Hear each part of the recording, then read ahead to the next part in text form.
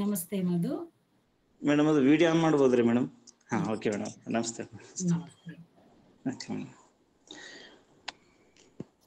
ಎಲ್ಲರಿಗೂ ಪ್ರೀತಿಯ ನಮಸ್ಕಾರಗಳು. ಸುಮಾರು ನಾವು ಡಿಸೆಂಬರ್ 15 2024 ಕಾವ್ಯ ಕರ್ನಾಟಕ ಉಪನ್ಯಾಸ ಸರಣಿಗಳನ್ನು ಮಾಡ್ತಾ ಇದ್ದೀವಿ ಪ್ರಾಯೋಗಿಕ ವಿಮರ್ಶೆ ಹೆಸರಲ್ಲಿ. ಸುಮಾರು 100 ಉಪನ್ಯಾಸಗಳು. ಇದು ಒಂಥರ ಅಸಾಮಾನ್ಯವಾಗಿರುವಂತಹ ಕೆಲಸ, ಸುಲಭ ಮಾಡೋಕ್ಕೆ ಆಗೋದಿಲ್ಲ ಇದೆಲ್ಲ. ಸೊ ಅದರಿಂದ ಇಚ್ಛಾಶಕ್ತಿ ಮತ್ತು ಸುಮಾರು ಜನರೆಲ್ಲ ಕೂಡಿ ಮಾಡಿದ್ದರಿಂದ ಇಲ್ಲಿವರೆಗೆ ನಾವು ಬಂದಿದ್ದೀವಿ. ಇವತ್ತು 100ನೇ ಉಪನ್ಯಾಸ ನಾವು ಮಾಡ್ತಾ ಇದ್ದೀವಿ. ಬಹಳ ಖುಷಿ ವಿಷಯ ಅಂದರೆ ನಮ್ಮ ಆರಂಭದ ಉಪನ್ಯಾಸವನ್ನು ಹೊಸಗನ್ನಡದ ಮೂಲಕ ಮಾಡಿದರೆ ಈ 100ನೇ ಉಪನ್ಯಾಸ ಅನುವಾದದ ಮೂಲಕ ಕೊನೆ ಆಗ್ತಾ ಇದೆ. ಭಾಳ ವಿಶೇಷ ಅಂದರೆ ತೆಲುಗು ಕಾವ್ಯದ ಅನುವಾದದ ಮೂಲಕ ನಮ್ಮ ಮೇಡಮ್ ಅವರು ಅದನ್ನು 100ನೇ ಉಪನ್ಯಾಸ ಮಾಡ್ತಾ ಇದ್ದಾರೆ ಅನ್ನೋದು ಭಾಳ ಖುಷಿ ವಿಷಯ. ಹೊಸಗನ್ನಡದ ಒಟ್ಟು 30 ಕವಿಗಳು.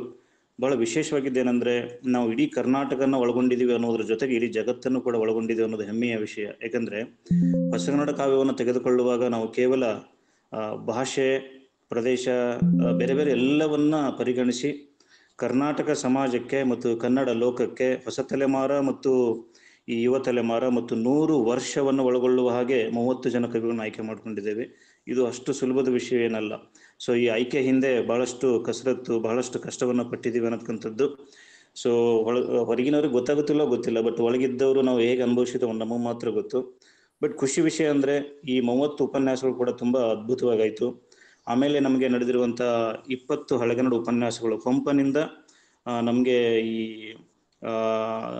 ಕೊನೆಗೆ ನಮಗೆ ಈ ಮುದ್ದಣ 18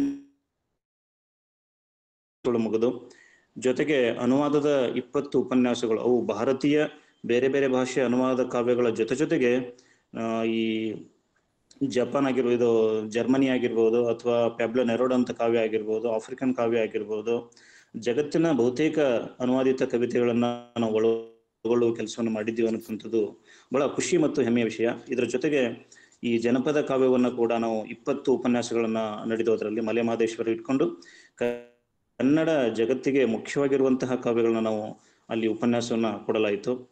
ಇದರ ಜೊತೆಗೆ ಕರ್ನಾಟಕದ ಈ ಥರ ಭಾಷೆಗಳು ಏನು ಕರಿತೀವಲ್ಲ, ಸಾಮಾನ್ಯವಾಗಿ ಅದು ಕನ್ನಡ ಲೋಕ ಅದನ್ನು ಪರಿಗಣಿಸಲಿಲ್ಲ ಅಂತಲೇ ಹೇಳ್ಬೋದು. ಉದಾಹರಣೆಗೆ ಈ ಸಂಕೇತಿ ಭಾಷೆ ಆಗಿರ್ಬೋದು, ತುಳು ಭಾಷೆ ಆಗಿರ್ಬೋದು. ಸಾಮಾನ್ಯವಾಗಿ ತುಳು ಭಾಷೆ ಅಂದರೆ ಈ ಕರಾವಳಿ ಭಾಗದಲ್ಲಿ ಒಂದಿಷ್ಟು ಚರ್ಚೆ ಆಗ್ಬೋದೇನೋ ಗೊತ್ತಿಲ್ಲ, ಆದರೆ ಇಡೀ ಕರ್ನಾಟಕದ ವಿಷಯ ಬಂದಾಗ ಅದು ಬಹಳಷ್ಟು ಚರ್ಚೆಗೆ ಅಥವಾ ಪರಿಗಣಿಸಲಿಲ್ಲ ಅಂತಲೇ ಹೇಳ್ಬೋದು. ಸೊ ಅದೆಲ್ಲವೂ ನಮ್ಮ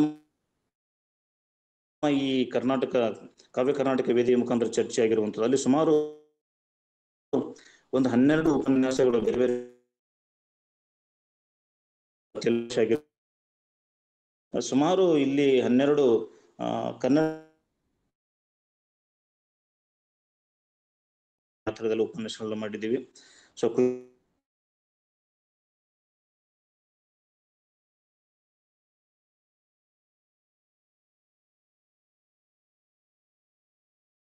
ಸೊ ಈ ಉಪನ್ಯಾಸದ ಮುಂಚಿತವಾಗಿ ನಾನು 1 ನಿಮಿಷದಲ್ಲಿ ಒಂದು ಪರಿಚಯನ ಮೇಡಮ್ ಅವ್ರ ಬಗ್ಗೆ ಹೇಳಿ ನಾನು ಮಾತುಗಳನ್ನ ಮುಗಿಸ್ತಾ ಇದ್ದೀನಿ. ಮೇಡಮ್ ಅವರು ಪ್ರೊಫೆಸರ್ ಕೆ ಆಶಾ ಜ್ಯೋತಿ ಅಂತ ಹೇಳಿ. ಇವರು ಮೂಲತಃ ಆಂಧ್ರ ಪ್ರದೇಶದ ಅನಂತಪುರಂ ಜಿಲ್ಲೆಯವರು. ಸೊ ಬೆಂಗಳೂರು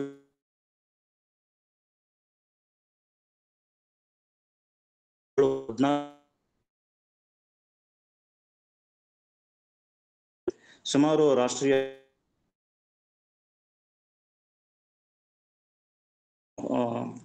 ಪ್ರಬಂಧಗಳನ್ನು ಕೂಡ ಅವರು ಮಂಡಿಸಿದ್ದಾರೆ. ಬಹಳ ವಿಶೇಷವಾದದ್ದು ಏನಂದರೆ ಅವರು ಅನುವಾದ ಮತ್ತು ತೌರಂಗ ಸಾಹಿತ್ಯದಲ್ಲಿ ಸಾಕಷ್ಟು ಸಾಹಿತ್ಯ ಕೃಷಿಯನ್ನು ಕೂಡ ಮಾಡಿದ್ದಾರೆ ಅನ್ನೋದಕ್ಕಂಥದ್ದು ಕೂಡ ನಾವು ಈ ಸಂದರ್ಭದಲ್ಲಿ ಗಮನಿಸ್ಬೋದು ಅಂತ ಅನ್ಕೊಳ್ತೀನಿ. ಅವರ ಕೆಲವು ಕೃತಿಗಳ ಹೆಸರನ್ನು ಸುಮ್ಮನೆ ಗಮನಿಸೋದಾದರೆ ನನಗೆ ಬಹಳ ಖುಷಿಯಾಗಿದ್ದೇನಪ್ಪ ಅಂದರೆ ಅವರು ಈ ಬೇರೆ ಬೇರೆ ಕೆಲವೆಲ್ಲ ಡಿಪ್ಲೊಮಾ ಕೋರ್ಸ್ಗಳನ್ನೆಲ್ಲ ಮಾಡಿರುವಂಥದ್ದು.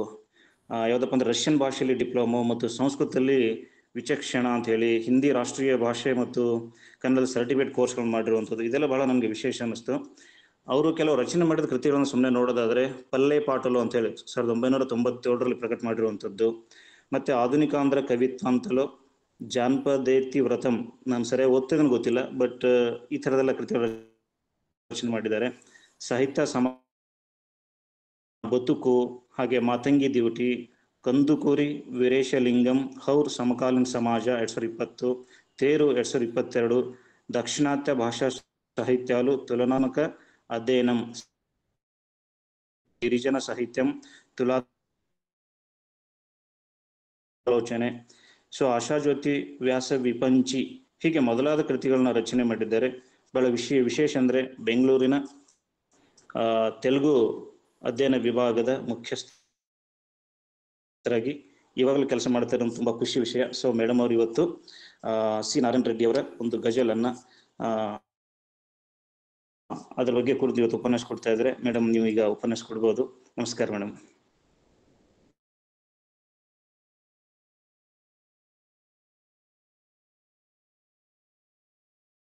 ಧನ್ಯವಾದಗಳು ಹೇಳಬೇಕು.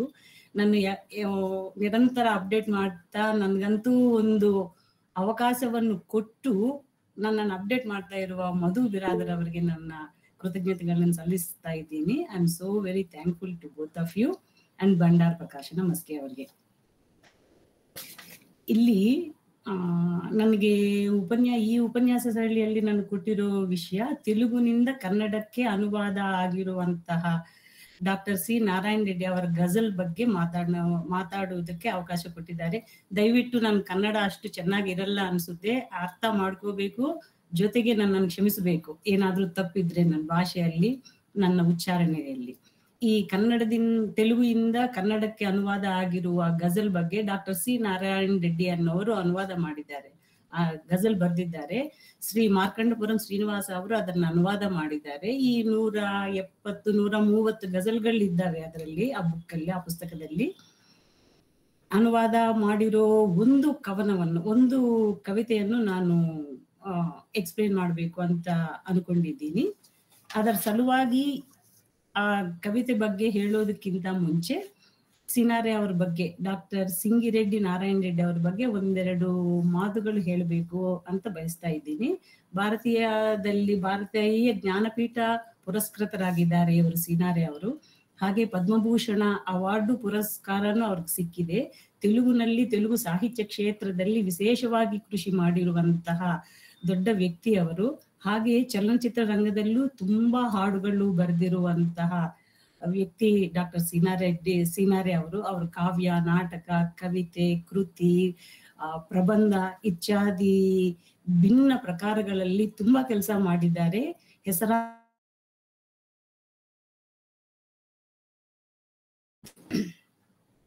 ಅವರು ತೆಲಂಗಾಣ ಪ್ರಾಂತ, ಈಗ ತೆಲುಗು ಆಂಧ್ರ ಪ್ರದೇಶ್ 2 ಭಾಗ ಆಗೋಗಿದೆ. ಒಂದು ಆಂಧ್ರ ಪ್ರದೇಶ್, ಇನ್ನೊಂದು ತೆಲಂಗಾಣ. ತೆಲಂಗಾಣದಲ್ಲಿ ಕರೀಂನಗರ ಜಿಲ್ಲೆಯಲ್ಲಿ ಸಿರಿಸಿಲ್ಲ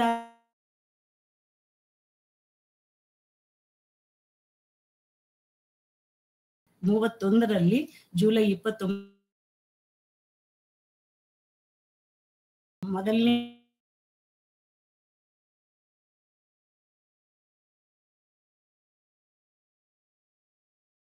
ಅದು ಪೂಲಪಾಟಲು ಅಂತ. ಅವರು ಮೊದಲನೇ ಕೃತಿ 1952ರಲ್ಲಿ ಬರ್ದಿರೋದು.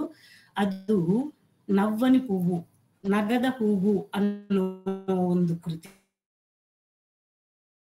ಬೇಕಾದಷ್ಟು ಒಂದು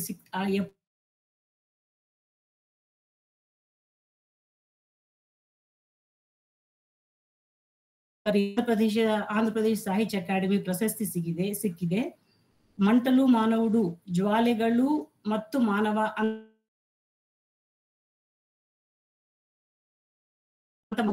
ಪ್ರಶಸ್ತಿ ಸಿಕ್ಕಿದೆ. ಕೇಂದ್ರ ಸಾಹಿತ್ಯ ಅಕಾಡೆಮಿ ಪ್ರಶಸ್ತಿ ಸಿಕ್ಕಿದೆ. ವಿಶ್ವಂಬರ ಕಾವ್ಯಕ್ಕೆ ರಾಷ್ಟ್ರಮಟ್ಟದ ಅನೇಕ ಪ್ರಶಸ್ತಿಗಳು ಸಿಕ್ಕಿವೆ. ಅದಕ್ಕೆ 1988ರಲ್ಲಿ ಜ್ಞಾನಪೀಠ ಪುರಸ್ಕಾರ ಸಿಕ್ಕಿದೆ. ಎಷ್ಟೋ ವಿಶ್ವವಿದ್ಯಾಲಯಗಳು ಇವರಿಗೆ ಗೌರವ ಡಾಕ್ಟರೇಟ್ ಕೊಟ್ಟಿದ್ದಾರೆ. ತುಂಬಾ ಸಾಹಿತ್ಯ ಕ್ಷೇತ್ರದಲ್ಲಿ ನಾವು ಖಂಡಿತ ನೆನಪಿಸ್ಕೋಬೇಕಾಗಿರುವಂತಹ ವ್ಯಕ್ತಿ ಡಾಕ್ಟರ್ ಸಿ ನಾರಾಯಣ ರೆಡ್ಡಿ ಅವರು. ಅವರು ಹುಟ್ಟಿರೋ ಕರೀಂನಗರಲ್ಲಿ, ಅದೇ ಕರೀಂನಗರಲ್ಲಿ ನಮ್ಮ ಪಂಪ ಹುಟ್ಟಿದ್ದಾರೆ. ಎಷ್ಟೋ ಶತಮಾನಗಳ ಹಿಂದೆ ಅವರು ಕರೀಂನಗರಿಂದ ಕರ್ನಾಟಕ ಪ್ರಾಂತಕ್ಕೆ ಮೈಗ್ರೇಟ್ ಆಗಿದ್ದಾರೆ ಅನ್ನೋದು ಚರಿತ್ರೆ ಹೇಳ್ತಾ ಇದೆ.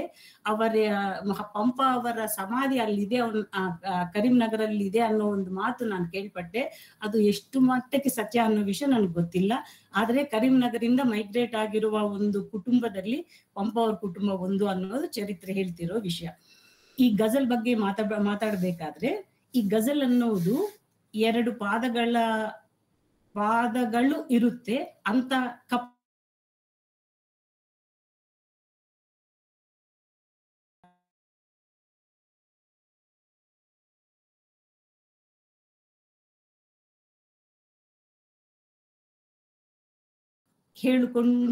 ಹೇಳ್ತಾ ಇರುವಂತ ವಿಷಯ ಅನ್ನೋದು ನಾವು ಅರ್ಥ ಮಾಡ್ಕೋಬೇಕು. ಅದು ಒಂದು ಸ್ಥಿತಿಯಲ್ಲಿ ಶೃಂಗಾರ ಅಥವಾ ಪ್ರೀತಿ ಅನ್ನೋ ಅಮ್ಯಾಟೊಗಿ ಅನ್ನೋ ಮಾತಿದೆ ಆಂಗ್ಲದಲ್ಲಿ. ಅಮ್ಯಾಟೊಗಿ ಅಂದ್ರೆ ಲವ್ ಆರ್ ಡಿಸೈರ್ ಅನ್ನೋ ಅರ್ಥ ಬರುತ್ತೆ. ಅಂತ ಸ್ಥಿತಿಯನ್ನು ತೋರಿಸೋ ಗಜಲ್ ತುಂಬಾ ವ್ಯಾಪ್ತಿ ಹೊಂದಿದೆ ಅನ್ನೋದು ಸತ್ಯ. ಪ್ರಪಂಚ ಎಲ್ಲ ಗ್ಲೋಬಲ್ಲಿಯೂ ಗಜಲ್ ಇರುವಷ್ಟು ಸ್ಥಾನ ಬೇರೆ ಕವಿತೆಗಳಿಗಿಲ್ಲ ಅನ್ನೋ ಮಾತು ಖಂಡಿತ ನಾವು ಒಪ್ಕೋಬೇಕು ಅನ್ನೋಂಥ ವಿಷಯ ಅದು. ಸಾಮಾನ್ಯವಾಗಿ ಗಜಲಲ್ಲಿ ಸಾಹಿತ್ಯ ಹೆಚ್ಚಾಗಿ ಪ್ರಣಯ ವಿಷಯ ನಿರೂಪಣಕ್ಕೆ ಮೀಸಲಾಗಿರುವುದು ಅನ್ನೋ ವಿಷಯನ್ನು ನಾವು ನೋಡಬಹುದು. ಅದು ಪ್ರಾರಂಭ ಸ್ಥಿತಿಯಲ್ಲಿ ಅದು ಪ್ರಾರಂಭವಾಗಿರುವಾಗ ಪ್ರೇಯಸಿ ಪ್ರಿಯಾಳಿಗೆ ಸಂಬಂಧ ಇರುವ ವಿಷಯ ಆದ್ರೂ ಸಹ ಆಮೇಲೆ ವಿವಿಧ ಫಾರ್ಮ್ಯಾಟ್ಸ್ ಅಲ್ಲಿ ವಿವಿಧ ಕಂಟೆಂಟ್ಸ್ಗೆ ಅದು ವ್ಯಾಪ್ತಿಗೊಂಡಿರೋದು ನಾವು ಗಮನಿಸಬಹುದು. ಮಿತ್ ಆಗಲಿ, ಸೂಫಿಸಮ್ ಆಗಲಿ, ಉರ್ದು ಅಲ್ಲಿರೋ ಶಾಯರಿ ಆಗಲಿ, ಯಾವುದೇ ಆಗಲಿ ಒಂದು ಭಕ್ತಿ ಭಾವಕ್ಕೂ ಒಂದು ಆಧ್ಯಾತ್ಮಿಕತೆಗೂ ಅದಕ್ಕೆ ಪ್ರವೇಶ ಇದೆ. ಪ್ರಾರಂಭದಲ್ಲಿ ಪ್ರೀತಿಗೋಸ್ಕರ ಬರೆದಿರುವ ಈ ಗಜಲ್ಗಳು ತುಂಬಾ ವಿಸ್ತಾರವಾಗಿ ವಿಶಾಲವಾಗಿ ಅನೇಕ ವಿಷಯಗಳನ್ನ ತನ್ನಲ್ಲಿ ಹೊಂದಿಸಿಕೊಂಡು ಹೋಗಿರೋ ಒಂದು ತತ್ವ ನಾವು ನೋಡಕ್ ಸಾಧ್ಯತೆ ಇದೆ.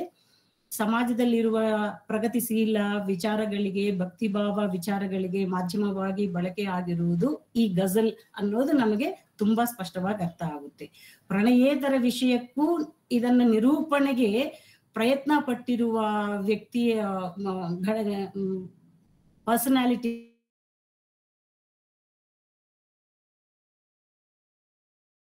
ಅದು ಆ ಉರ್ದು ಅಲ್ಲಿ ಒರಿಜಿನಲ್ ಆಗಿ ನಾವು ಒಂದು ಗಜಲ್ ಕೇಳಿದ್ರೆ ಒಂದು ರಿದಮ್ ಚೆನ್ನಾಗಿ ನಮ್ಗೆ ಗೊತ್ತಾಗುತ್ತೆ. ಅಂತ ರಿದಮ್ ನ ತರಿಸೋಕೆ ಸೀನಾರೆ ತುಂಬಾನೇ ಪ್ರಯತ್ನ ಪಟ್ಟಿದ್ದಾರೆ. ತುಂಬಾ ಚೆನ್ನಾಗಿ ಬರ್ದಿದ್ದಾರೆ.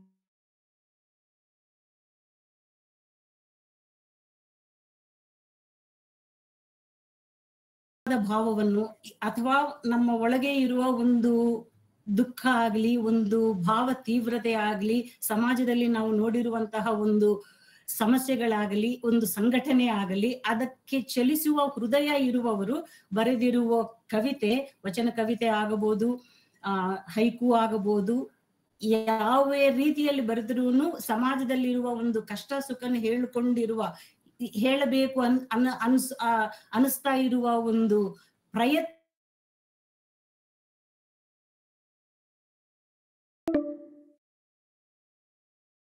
ಪರ್ಷಿಯನ್ ಸಾಹಿತ್ಯದಿಂದ ಉರ್ದು ಶಾಯರಿಯಾಗಿ ಪ್ರವೇಶಿಸಿ ಈ ಗಜಲ್ ಬೆಳೆದು ಹೋಗಿದೆ. ಅದು ಒಂದು ಸಿನಾರೆ ಅಂತಾರೆ, ಅದು ಒಂದು ಗುಲಾಬಿಗಳ ಗುಚ್ಛವಿದ್ದಂತೆ, ಒಂದು ಮತ್ತಿನ ಕೋಗಿಲೆಯ ರಸಾರ್ಥ ಕೂಜಿತವು ಅನಿಸುತ್ತೆ. ಸರಸ ಭಾವನೆ, ಚಮತ್ಕಾರ, ಇಂಪು, ಮಾಧುರ್ಯ, ಸೌಂದರ್ಯ, ಭಾವ ತೀವ್ರತೆ ಗಜಲ್ನ ಪ್ರಮುಖ ಗುಣ ವಿಶೇಷಗಳು ಅಂತ ನಾವು ಅರ್ಥ ಮಾಡ್ಕೋಬೇಕು. ಅದು ಲಾಲಿ ಹಾಡಬಲ್ಲದು, ಮನದ ಒಳಗೆ, ಹೃದಯದ ಒಳಗೆ ಒಂದು ಜ್ವಾಲೆಯನ್ನು ಎಬ್ಬಿಸಬಹುದು. ಅಂತಹ ಒಂದು ಸ್ಪಾರ್ಕ್ ಆ ಗಜಲಲ್ಲಿ ಇರುತ್ತೆ. ಎರಡೇ ವಾಕ್ಯದಲ್ಲಿ ತುಂಬಾ ಒಂದು ಚೈತನ್ಯವಾದಂತಹ ಒಂದು ಭಾವನೆಯನ್ನು ನಮ್ಮಲ್ಲಿ ತರಕ್ಕೆ ತುಂಬಾ ಸಾಧ್ಯತೆ ಇದೆ. ಗಜಲ್ನಲ್ಲಿ ಒಂದೇ ವಿಷಯವನ್ನು ಹೇಳಬೇಕು ಅಂತೇನೂ ಇಲ್ಲ. ಎರಡು ಪಾದದಲ್ಲಿ ಒಂದು ಭಾವ ನಮಗೆ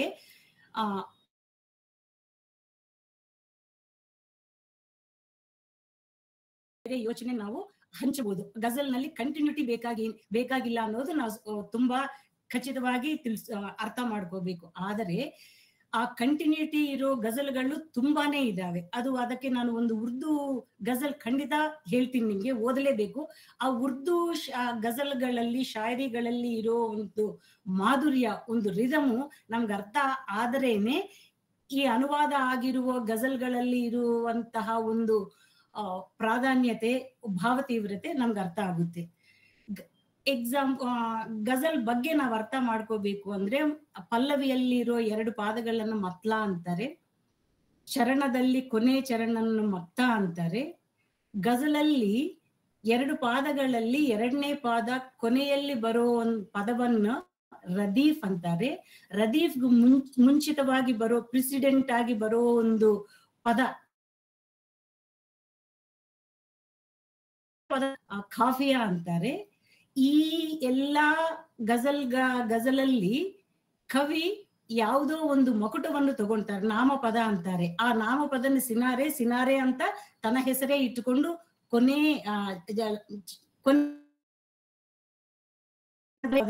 ಬಳಸ್ತಾರೆ. ಈ ಹವ್ಯಾಸ, ಈ ಪ್ರಯತ್ನ ಅರಬಿಕ್ ಗಜಲಲ್ಲಿ, ಪರ್ಷಿಯನ್ ಗಜಲಲ್ಲಿ, ಉರ್ದು ಗಜಲಲ್ಲಿ ನಾವು ನೋಡ್ಬೋದು. ಆ ನಾಮಪದ ಬಳಸುವುದನ್ನು ತಕಲ್ಲುಸ್ ಅಂತಾರೆ ಉರ್ದು ಅಲ್ಲಿ. ಇದು ಗಜಲ್ಗೆ ಇರುವ ಒಂದು ಡೆಫಿನೇಷನ್ ಆಗಲಿ, ರೂಲ್ಸ್ ಆಗಲಿ, ಒಂದು ರಿದಮ್ ಆಗಲಿ ನಾವು ಅನ್ಸ್ಕೋಬಹುದು. ಮೊದಲನೇ ಗಜಲ್ ಕವಿ ಮತ್ಲ ಅಂತಾರೆ, ಕೊನೆಯಲ್ಲಿ ಇರುವ ಚರಣವನ್ನು ಮತ್ತ ಅಂತಾರೆ.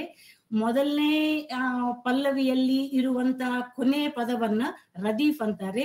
ರದೀಫ್ಗಿಂತ ಮುಂಚೆ ಇರುವ ಪದವನ್ನ ಖಾಫಿಯಾ ಅಂತಾರೆ. ಕವಿ ತನ್ನ ಹೆಸರು ಅಥವಾ ಯಾವುದಾದ್ರೂ ಒಂದು ನಾಮಪದ ಬಳಸಿದರೆ ಅದನ್ನ ತಕಲ್ಲುಸ್ ಅಂತಾರೆ. ಇವೆಲ್ಲ ಖಂಡಿತವಾಗಿ ಗಜಲ್ನಲ್ಲಿ ಇರಲೇಬೇಕು.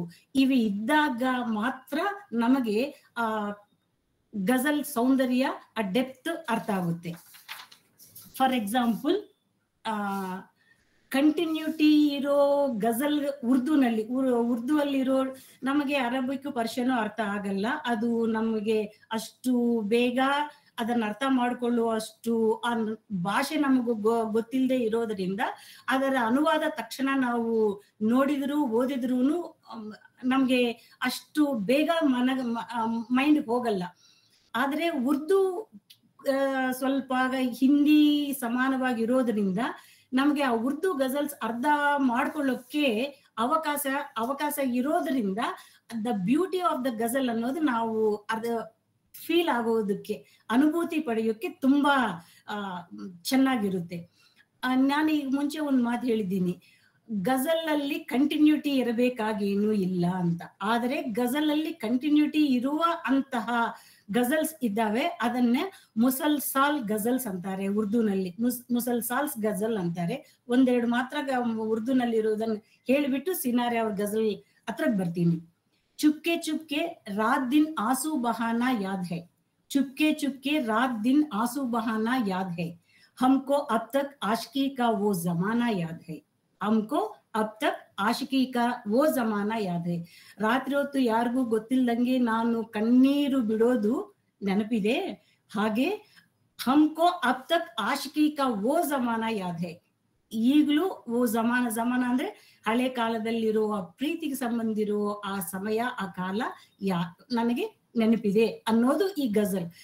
ಆ ಹಿಂದಿಯಲ್ಲಿ ನಾವು ಓದ್ತಾ ಇರುವಾಗ ಆ ಉರ್ದು ಅಲ್ಲಿ ನಾವು ಓದ್ತಾ ಇರುವಾಗ ಇರುವಂತಹ ಒಂದು ರಿದಮ್, ಒಂದು ಸಿಸ್ಟಮ್, ಒಂದು ಅನುಭೂತಿ, ಸಾಂದ್ರತೆ, ಇವೆಲ್ಲ ನಮಗೆ ಆ ಪದಗಳಲ್ಲಿ ತುಂಬಾ ಅರ್ಥ ಆಗುತ್ತೆ. ಇದು ಪ್ರೀತಿಗೆ ಸಂಬಂಧಿರುವಂತಹ ಗಜಲ್ ಆಗಿರೋದ್ರಿಂದ ಆ ಡೆಪ್ತ್ ಅರ್ಥ ಮಾಡ್ಕೊಳ್ಳಕ್ ತುಂಬಾ ಸುಲಭ ಆಗುತ್ತೆ. ಇನ್ನೊಂದು ಹೇಳ್ತೀನಿ, दोपहर की धूप में मेरे बुलाने के लिए, दोपहर की धूप में मेरे बुलाने के लिए वो तिरा कोटे पे नंगे पाव आना याद है, वो तिरा कोटे पे नंगे पाव आना याद है. ಮಧ್ಯಾಹ್ನ ಸಮಯದಲ್ಲಿ ಉರಿ ಬಿಸಿಲಲ್ಲಿ ನನ್ನನ್ನು ಕರೆಯೋಕೆ ಆ ಹುಡುಗ ಬಂದಿದ್ದಾನೆ. ದೋಪಹರ್ ಕೆ ಧೂಪ್ ಮೇ ಮೇರೆ ಬುಲಾನೆ ಕೆ ಲಿಯೆ, ಮುಜ್ಕೋ ಬುಲಾನೆ ಕೆ ಲಿಯೆ, ನನ್ನನ್ನು ಕರೆಯೋಕೆ ಉರಿ ಬಿಸಿಲಲ್ಲಿ ಆ ಹುಡುಗ ಬಂದಿದ್ದಾನೆ. ಓ ತೇರಾ ಕೆ ಕೋಟೆ ಪೆ ನಂಗೆ ಪಾವ್ ಆನಾ ಯಾದ್ ಹೇ, ಬರೀ ಅಷ್ಟು ಉರಿ ಬಿಸಿಲಲ್ಲಿ ಬರೀ ಕಾಲಲ್ಲಿ ಅವನು ನನ್ನನ್ನು ಹುಡುಕೊಂಡು ಬಂದಿರೋದು ನನಗೆ ನೆನಪಿದೆ ಅನ್ನುವ ಮಾತು ಹೇಳ್ತಾವಳೆ. ನಾನು ಮೊದಲೇ ಹೇಳ್ದಂಗೆ ಇದು ಪ್ರೀತಿಗೆ ಸಂಬಂಧಪಟ್ಟಿರೋ ಗಜಲ್ಸ್, ಸ್ಟಾರ್ಟಿಂಗ್ ಪ್ರೀತಿಗೆ ಸಂಬಂಧಪಟ್ಟಿರೋ ಗಜಲ್ಸ್ ಆಗಿರೋದ್ರಿಂದ ನಮ್ಗೆ ಹಳೆ ಗಜಲ್ಸ್ ಪೂರ್ತಿ ಅರಬಿಕ್ ಆಗ್ಲಿ, ಪರ್ಷಿಯನ್ ಆಗ್ಲಿ, ಉರ್ದು ಅಲ್ಲಿ ಶಾಯರಿ ಗಜಲ್ಸ್ ಆಗ್ಲಿ ಇವೆಲ್ಲ ತುಂಬಾ ಆ ಶೃಂಗಾರಕ್ಕೆ ಸಂಬಂಧಪಟ್ಟಿರುವ ವಿಷಯವನ್ನೇ ಚರ್ಚೆ ಮಾಡಿರೋದು. ಕಾಲಕ್ರಮೇಣ ಅದು ಚೇಂಜ್ ಒಂದು ಮಾರ್ಪು ಹೊಂದಿ ಸಮಾಜದಲ್ಲಿರುವ ಅನೇಕ ವಿಷಯಗಳನ್ನು ಚರ್ಚೆಗೆ ಬಂದಿರೋದು ನಾವು ನೋಡಬಲ್ಲೆ. ಈಗ ಸಿನಾರೆ ಗಜಲ್ಗಳಲ್ಲಿ ಒಂದು ಗಜಲ್ ಬಗ್ಗೆ ನಾವು ಮಾತಾಡೋಣ. ಮೋಡಕ್ಕೆ ಮನಸ್ಸೇ ಕರಗಿದರೆ, ಆ ಗಜಲ್ ಹೆಸರು ಮೋಡಕ್ಕೆ ಮನಸ್ಸೇ ಕರಗಿದರೆ. ಮೋಡಕ್ಕೆ ಮನಸ್ಸೇ ಕರಗಿದರೆ ಅದು ನೀರಾಗುತ್ತದೆ. ಮೋಡಕ್ಕೆ ಮನಸ್ಸೇ ಕರಗಿದರೆ ಅದು ನೀರಾಗುತ್ತದೆ. ಮನಸ್ಸಿಗ ಮೋಡವೇ ಕವಿದರೆ ಕಣ್ಣೀರಾಗುತ್ತದೆ. ಆ ಭಾವ ತೀವ್ರತೆ ಎಷ್ಟು ಚೆನ್ನಾಗಿ ಕವಿ ಬರೆದಿರಬಹುದು. ಮಾರ್ಕಂಡಪುರಂ ಶ್ರೀನಿವಾಸ್ ಅವರು ಅಷ್ಟೇ ಚೆನ್ನಾಗಿ ಆ ಭಾವ, ಆ ಮೀನಿಂಗ್ ಎಲ್ಲೂ ಹಾಳಾಗ್ದಂಗೆ ಅನುವಾದ ಮಾಡಿದ್ದಾರೆ. ಮೋಡಕ್ಕೆ ಮನಸ್ಸೇ ಕರಗಿದರೆ ಅದು ನೀರಾಗುತ್ತದೆ. ಮನಸ್ಸಿಗೆ ಮೋಡವೇ ಕವಿದರೆ ಕಣ್ಣೀರಾಗುತ್ತದೆ. ಇದರಲ್ಲಿ ಒಂದು 6 ಗಜಲ್ಸ್ ಇವೆ. ಅದನ್ನ ನಾವು ಓದ್ಬಿಟ್ಟು ಮತ್ಲಾ ಯಾವುದು, ಮಕ್ತಾ ಯಾವುದು, ರದೀಫ್ ಯಾವುದು, ಕಾವ್ಯ ಯಾವುದು ಹಳ್ಳಗಳು ಸೀಳು ದಾರಿಗಳು ಸೇರವೆಂದು ಭಯಪಡಿಸಬೇಡ ಗೆಳೆಯ. ಹಳ್ಳಗಳು ಸೀಳು ದಾರಿಗಳು ಸೇರವೆಂದು ಭಯಪಡಿಸಬೇಡ ಗೆಳೆಯ. ಅಂಜದ ಹೆಜ್ಜೆಗಳು ಕದಲಿದರೆ ಅದು ದಾರಿಯಾಗುತ್ತದೆ. ಅಂಜದ ಹೆಜ್ಜೆಗಳು ಕದಲಿದರೆ ಅದು ದಾರಿಯಾಗುತ್ತದೆ. ಆ ಭಾವ, ಆ ಮೀನಿಂಗ್ ನಮ್ಗೆಲ್ಲರಿಗೂ ಅರ್ಥ ಆಗ್ತಾ ಇದೆ. ಮರುಭೂಮಿ ದಿಬ್ಬಗಳು ಉತ್ತರೆ ಫಲವೇನೆನ್ನದೆ ಇರು. ಮರುಭೂಮಿ ದಿಬ್ಬಗಳನ್ನು ಉತ್ತರೆ ಫಲವೇನು ಎನ್ನದಿರು. ಮರಳ ಹೃದಯಗಳು ಒಡೆದರೆ ಅದು ಪೈರಾಗುತ್ತದೆ. ಮರಳ ಹೃದಯಗಳು ಒಡೆದರೆ ಅದು ಪೈರಾಗುತ್ತದೆ. ಮನುಷ್ಯನು ಮೃಗವು ಒಂದೇ ಎಂದು ಅಂದುಕೊಂಡರೆ ವ್ಯರ್ಥ. ಮನುಷ್ಯನು ಮೃಗವು ಒಂದೇ ಎಂದು ಅಂದುಕೊಂಡರೆ ವ್ಯರ್ಥ. ಮನುಷ್ಯರು 10 ಮಂದಿ ಕೂಡಿದರೆ ಒಂದು ಊರಾಗುತ್ತದೆ. ಮನುಷ್ಯರು 10 ಮಂದಿ ಕೂಡಿದರೆ ಒಂದು ಊರಾಗುತ್ತದೆ. ಎಷ್ಟೊಂದು ಎತ್ತರಕ್ಕೆ ಬೆಳೆದರೂ ಇರುತ್ತದೆ ಪರೀಕ್ಷೆ. ಎಷ್ಟೊಂದು ಎತ್ತರಕ್ಕೆ ಬೆಳೆದರೂ ಇರುತ್ತದೆ ಪರೀಕ್ಷೆ. ಹಿಮಗಿರಿ ಶಿರಸ್ಸುಗಳು ಬಾಡಿದರೆ ಅದು ನದಿಯಾಗುತ್ತದೆ. ಹಿಮಗಿರಿ ಶಿರಸ್ಸುಗಳು ಬಾಡಿದರೆ ಅದು ನದಿಯಾಗುತ್ತದೆ. ಬಿರುದುಗಳು ಹೊಂದುವ ವ್ಯಾಪ್ತಿಗೆ ಬೆಲೆ ಏನು ಸಿನಾರೆ. ಬಿರುದುಗಳು ಹೊಂದುವ ವ್ಯಾಪ್ತಿಗೆ ಬೆಲೆ ಏನು ಸಿನಾರೆ. ಅಳಿಸದ ತ್ಯಾಗ ಉಳಿದರೆ ಒಂದು ಹೆಸರಾಗುತ್ತದೆ. ಅಳಿಸದ ತ್ಯಾಗ ಉಳಿದರೆ ಒಂದು ಹೆಸರಾಗುತ್ತದೆ. ಇವು 6 ಗಜಲ್ಗಳು. ಈ ಗಜಲ್ಗಳಲ್ಲಿ ನಮಗೆ ಮೊದಲು ಅರ್ಥ ಆಗಬೇಕಾಗಿರೋದು ಪಲ್ಲವಿ ಯಾವುದು ಅಂತ. ಮೊದಲನೇ 2 ಪಾದಗಳು, ಪ್ರತಿ ಗಜಲಲ್ಲಿ 2 ಪಾದಗಳು ಇರ್ತವೆ. ಕಣ್ಣೀರಾಗುತ್ತದೆ. ಈ 2 ವಾಕ್ಯಗಳಲ್ಲಿ ಇದು ಮತ್ಲಾ ಅಂತ ಹೇಳ್ಬೋದು. ಈ ಮತ್ಲಾದಲ್ಲಿ ಕಣ್ಣೀರಾಗುತ್ತದೆ. ಎಲ್ಲ ಗಜಲ್ಗಳಲ್ಲಿ ಕಣ್ಣೀರಾಗುತ್ತದೆ. 2ನೇ ಗಜಲಲ್ಲಿ ದಾರಿಯಾಗುತ್ತದೆ. 3ನೇದಲ್ಲಿ ಪೈರಾಗುತ್ತದೆ. 4ನೇದಲ್ಲಿ ಊರಾಗುತ್ತದೆ, ನದಿಯಾಗುತ್ತದೆ.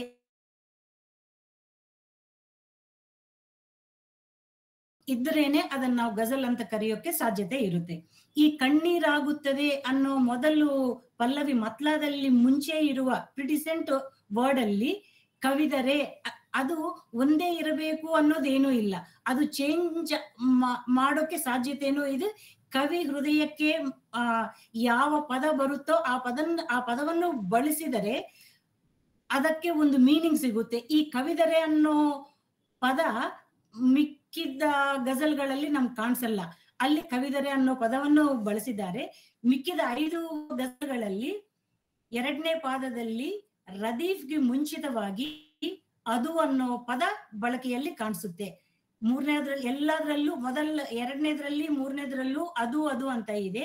4ನೇದಲ್ಲಿ ಒಂದು ಇದೆ, ಆಮೇಲೆ ಅದು ಇದೆ, ಆಮೇಲೆ ಒಂದು ಇದೆ. ಈ ಪದಗಳ ಪ್ರಯೋಗದಿಂದ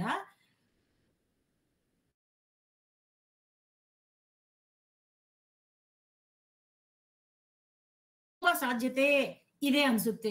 ಎಷ್ಟು ಕ್ಲಿಯರ್ ಆಗಿ ನಮಗೆ ಟಚ್ ಆಗುತ್ತೆ ಅಂದ್ರೆ ನಮ್ಮ ಹೃದಯಕ್ಕೆ ನೇರವಾಗಿ ಅದು ಬಂದು ಸೇರುವುದು ನಾವು ಫೀಲ್ ಮಾಡೋಕ್ ಸಾಧ್ಯತೆ ಇದೆ. ಬಸವಣ್ಣವ್ರು ಹೇಳ್ದಂಗೆ ನುಡಿದರೆ ಮುತ್ತಿನ ಹಾರದಂತಿರಬೇಕು, ನುಡಿದರೆ ಸ್ಫಟಿಕದ ಸಲಾಕೆಯಂತಿರಬೇಕು, ನುಡಿದರೆ ಮಾಣಿಕ್ಯದ ದೀಪ್ತಿಯಂತಿರಬೇಕು, ನುಡಿದರೆ ಲಿಂಗ ಮೆಚ್ಚಿ ಹೌದು ಹೌದನಬೇಕು, ನುಡಿಯೊಳಗಾಗಿ ನಡೆಯದಿದ್ದರೆ ಮೆಚ್ಚನಯ್ಯ ಕೂಡಲ ಸಂಗಮ ದೇವ ಅನ್ನೋ ಮಾತುಗಳಲ್ಲಿ ಇರೋ ಒಂದು ತೀವ್ರತೆ, ನಾವೇನು ಮಾತಾಡಿದ್ರು ನೇರವಾಗಿ ಹೋಗಿ ಆ ಪಾಠಕ ಅಥವಾ ಪ್ರೇಕ್ಷಕ ಹೃದಯಕ್ಕೆ ಸೇರಬೇಕು ಅನ್ನೋ ಒಂದು ಮಾತು 11ನೇ ಶತಮಾನದಲ್ಲಿ ಬಸವಣ್ಣ ಹೇಳಿರುವುದು ಈ ಕಾಲದಲ್ಲೂ ನಾವು ಪ್ರಪಂಚೀಕರಣ ದ್ರವಾಧುನಿಕತಾ ಅಂತ ಹೇಳ್ತಾ ಇರೋ ಈ ಸಂದರ್ಭದಲ್ಲೂ ಅವ್ರು ನಮಗೆ ನೆನಪು ಒಂದು ಮಾರ್ಗದರ್ಶನ ನೀಡಿದ್ದಾರೆ.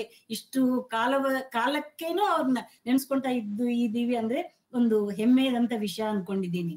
ಓಕೆ, ಈ ಗಜಲಲ್ಲಿ ಸಿನಾರೆ ಅವರು ಹೇಳಬೇಕಾಗಿರೋ ಅಂತ ಒಂದು ವಿಷಯ ಪ್ರತ್ಯೇಕವಾಗಿ ಇದು ಅಂತ ಏನು ತೋರಿಸ್ತಾ ಇಲ್ಲದೆ ಇದ್ರೂನು ಸಹ ಒಂದು ಭಾವ, ಒಂದು ಯೋಚನೆ, ಆ ಕವಿ ಹೃದಯ ನಮ್ಮ ಹೃದಯ ಒಳಕ್ಕೆ ಸೇರುವುದನ್ನು ನಾವು ಗಮನಿಸಬಹುದು. ಮೋಡಕ್ಕೆ ಮನಸ್ಸೇ ಕರಿಗದರೆ ಅದು ನೀರಾಗುತ್ತದೆ. ಅಂದ್ರೆ ಮಳೆ ಬೀಳುವುದು ಅನ್ನೋ ವಿಷಯವನ್ನು ಕವಿ ಎಷ್ಟು ಹೃದಯಂಗಮವಾಗಿ ಹೇಳ್ತಾ ಇದ್ದಾರೆ ಅನ್ನೋದು ನಾವಿಲ್ಲಿ ಗಮನಿಸಬಹುದು. ಮನಸ್ಸಿಗೆ ಮೋಡವೇ ಕವಿದರೆ ಕಣ್ಣೀರಾಗುತ್ತದೆ. ಅಲ್ಲಿ ಆಕಾಶ ಅಳ್ತಾ ಇದೆ ಅನ್ನೋ ಮಾತು ಒಂದು ನಮ್ಗೆ ಅರ್ಥ ಬರುತ್ತೆ. ಮಳೆ ಬೀಳ್ತಾ ಇದೆ ಅನ್ನೋ ಒಂದು ವಿಷಯನೂ ನಮ್ಗೆ ಹೇಳ್ತಾವ್ರೆ. ಜೊತೆಗೆ ಮನಸ್ಸಿಗೆ ಮೋಡವೇ ಕವಿದರೆ ಕಣ್ಣೀರಾಗುತ್ತದೆ. ಮನಸ್ಸು ಮಬ್ಬಾದರೆ, ಹೃದಯ ಮಬ್ಬಾದರೆ ಕಣ್ಣಲ್ಲಿ ನೀರು ಬರುತ್ತೆ.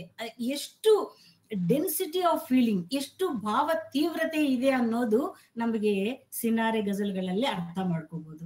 ಹಳ್ಳಗಳು ಸೀಳುದಾರಿಗಳು ಸೇರವೆಂದು ಭಯಪಡಿಸಬೇಡ ಗೆಳೆಯ, ನನ್ನ ಹೆದರಿಸಬೇಡ. ಹಳ್ಳಗಳಿದ್ದಾವೆ, ಸೀಳುದಾರಿಗಳಿದ್ದಾವೆ, ಅವೆಲ್ಲ ದಾಟ್ಕೊಂಡು ಹೋಗೋಕೆ ಆಗೋದಿಲ್ಲ ಅನ್ನೋ ಭಯ ನನ್ನಲ್ಲಿ ಉಗ್ಗಿಸಬೇಡ. ಅಂಜದ ಹೆಜ್ಜೆಗಳು ಕದಲಿದರೆ ಅದು ದಾರಿಯಾಗುತ್ತದೆ. ಯಾವುದೇ ಯೋಚನೆ ಇಲ್ದಂಗೆ, ನಾವು ಯಾವುದಕ್ಕೂ ಹೆದರದಂಗೆ ಮುಂದಕ್ಕೆ ಹೋದ್ರೆ ಹಿಂದೆ ಬರೋವರಿಗೆ ನಾವು ಒಂದು ದಾರಿ ಮಾಡ್ದಂಗ ಆಗುತ್ತೆ. ಮರುಭೂಮಿ ದಿಬ್ಬಗಳನ್ನು ಉತ್ತರೆ ಫಲವು ಏನು ಇದೆ ಎನ್ನದಿರು. ಮರಳ ಹೃದಯಗಳು ಒಡೆದರೆ ಅದು ಪೈರಾಗುತ್ತದೆ.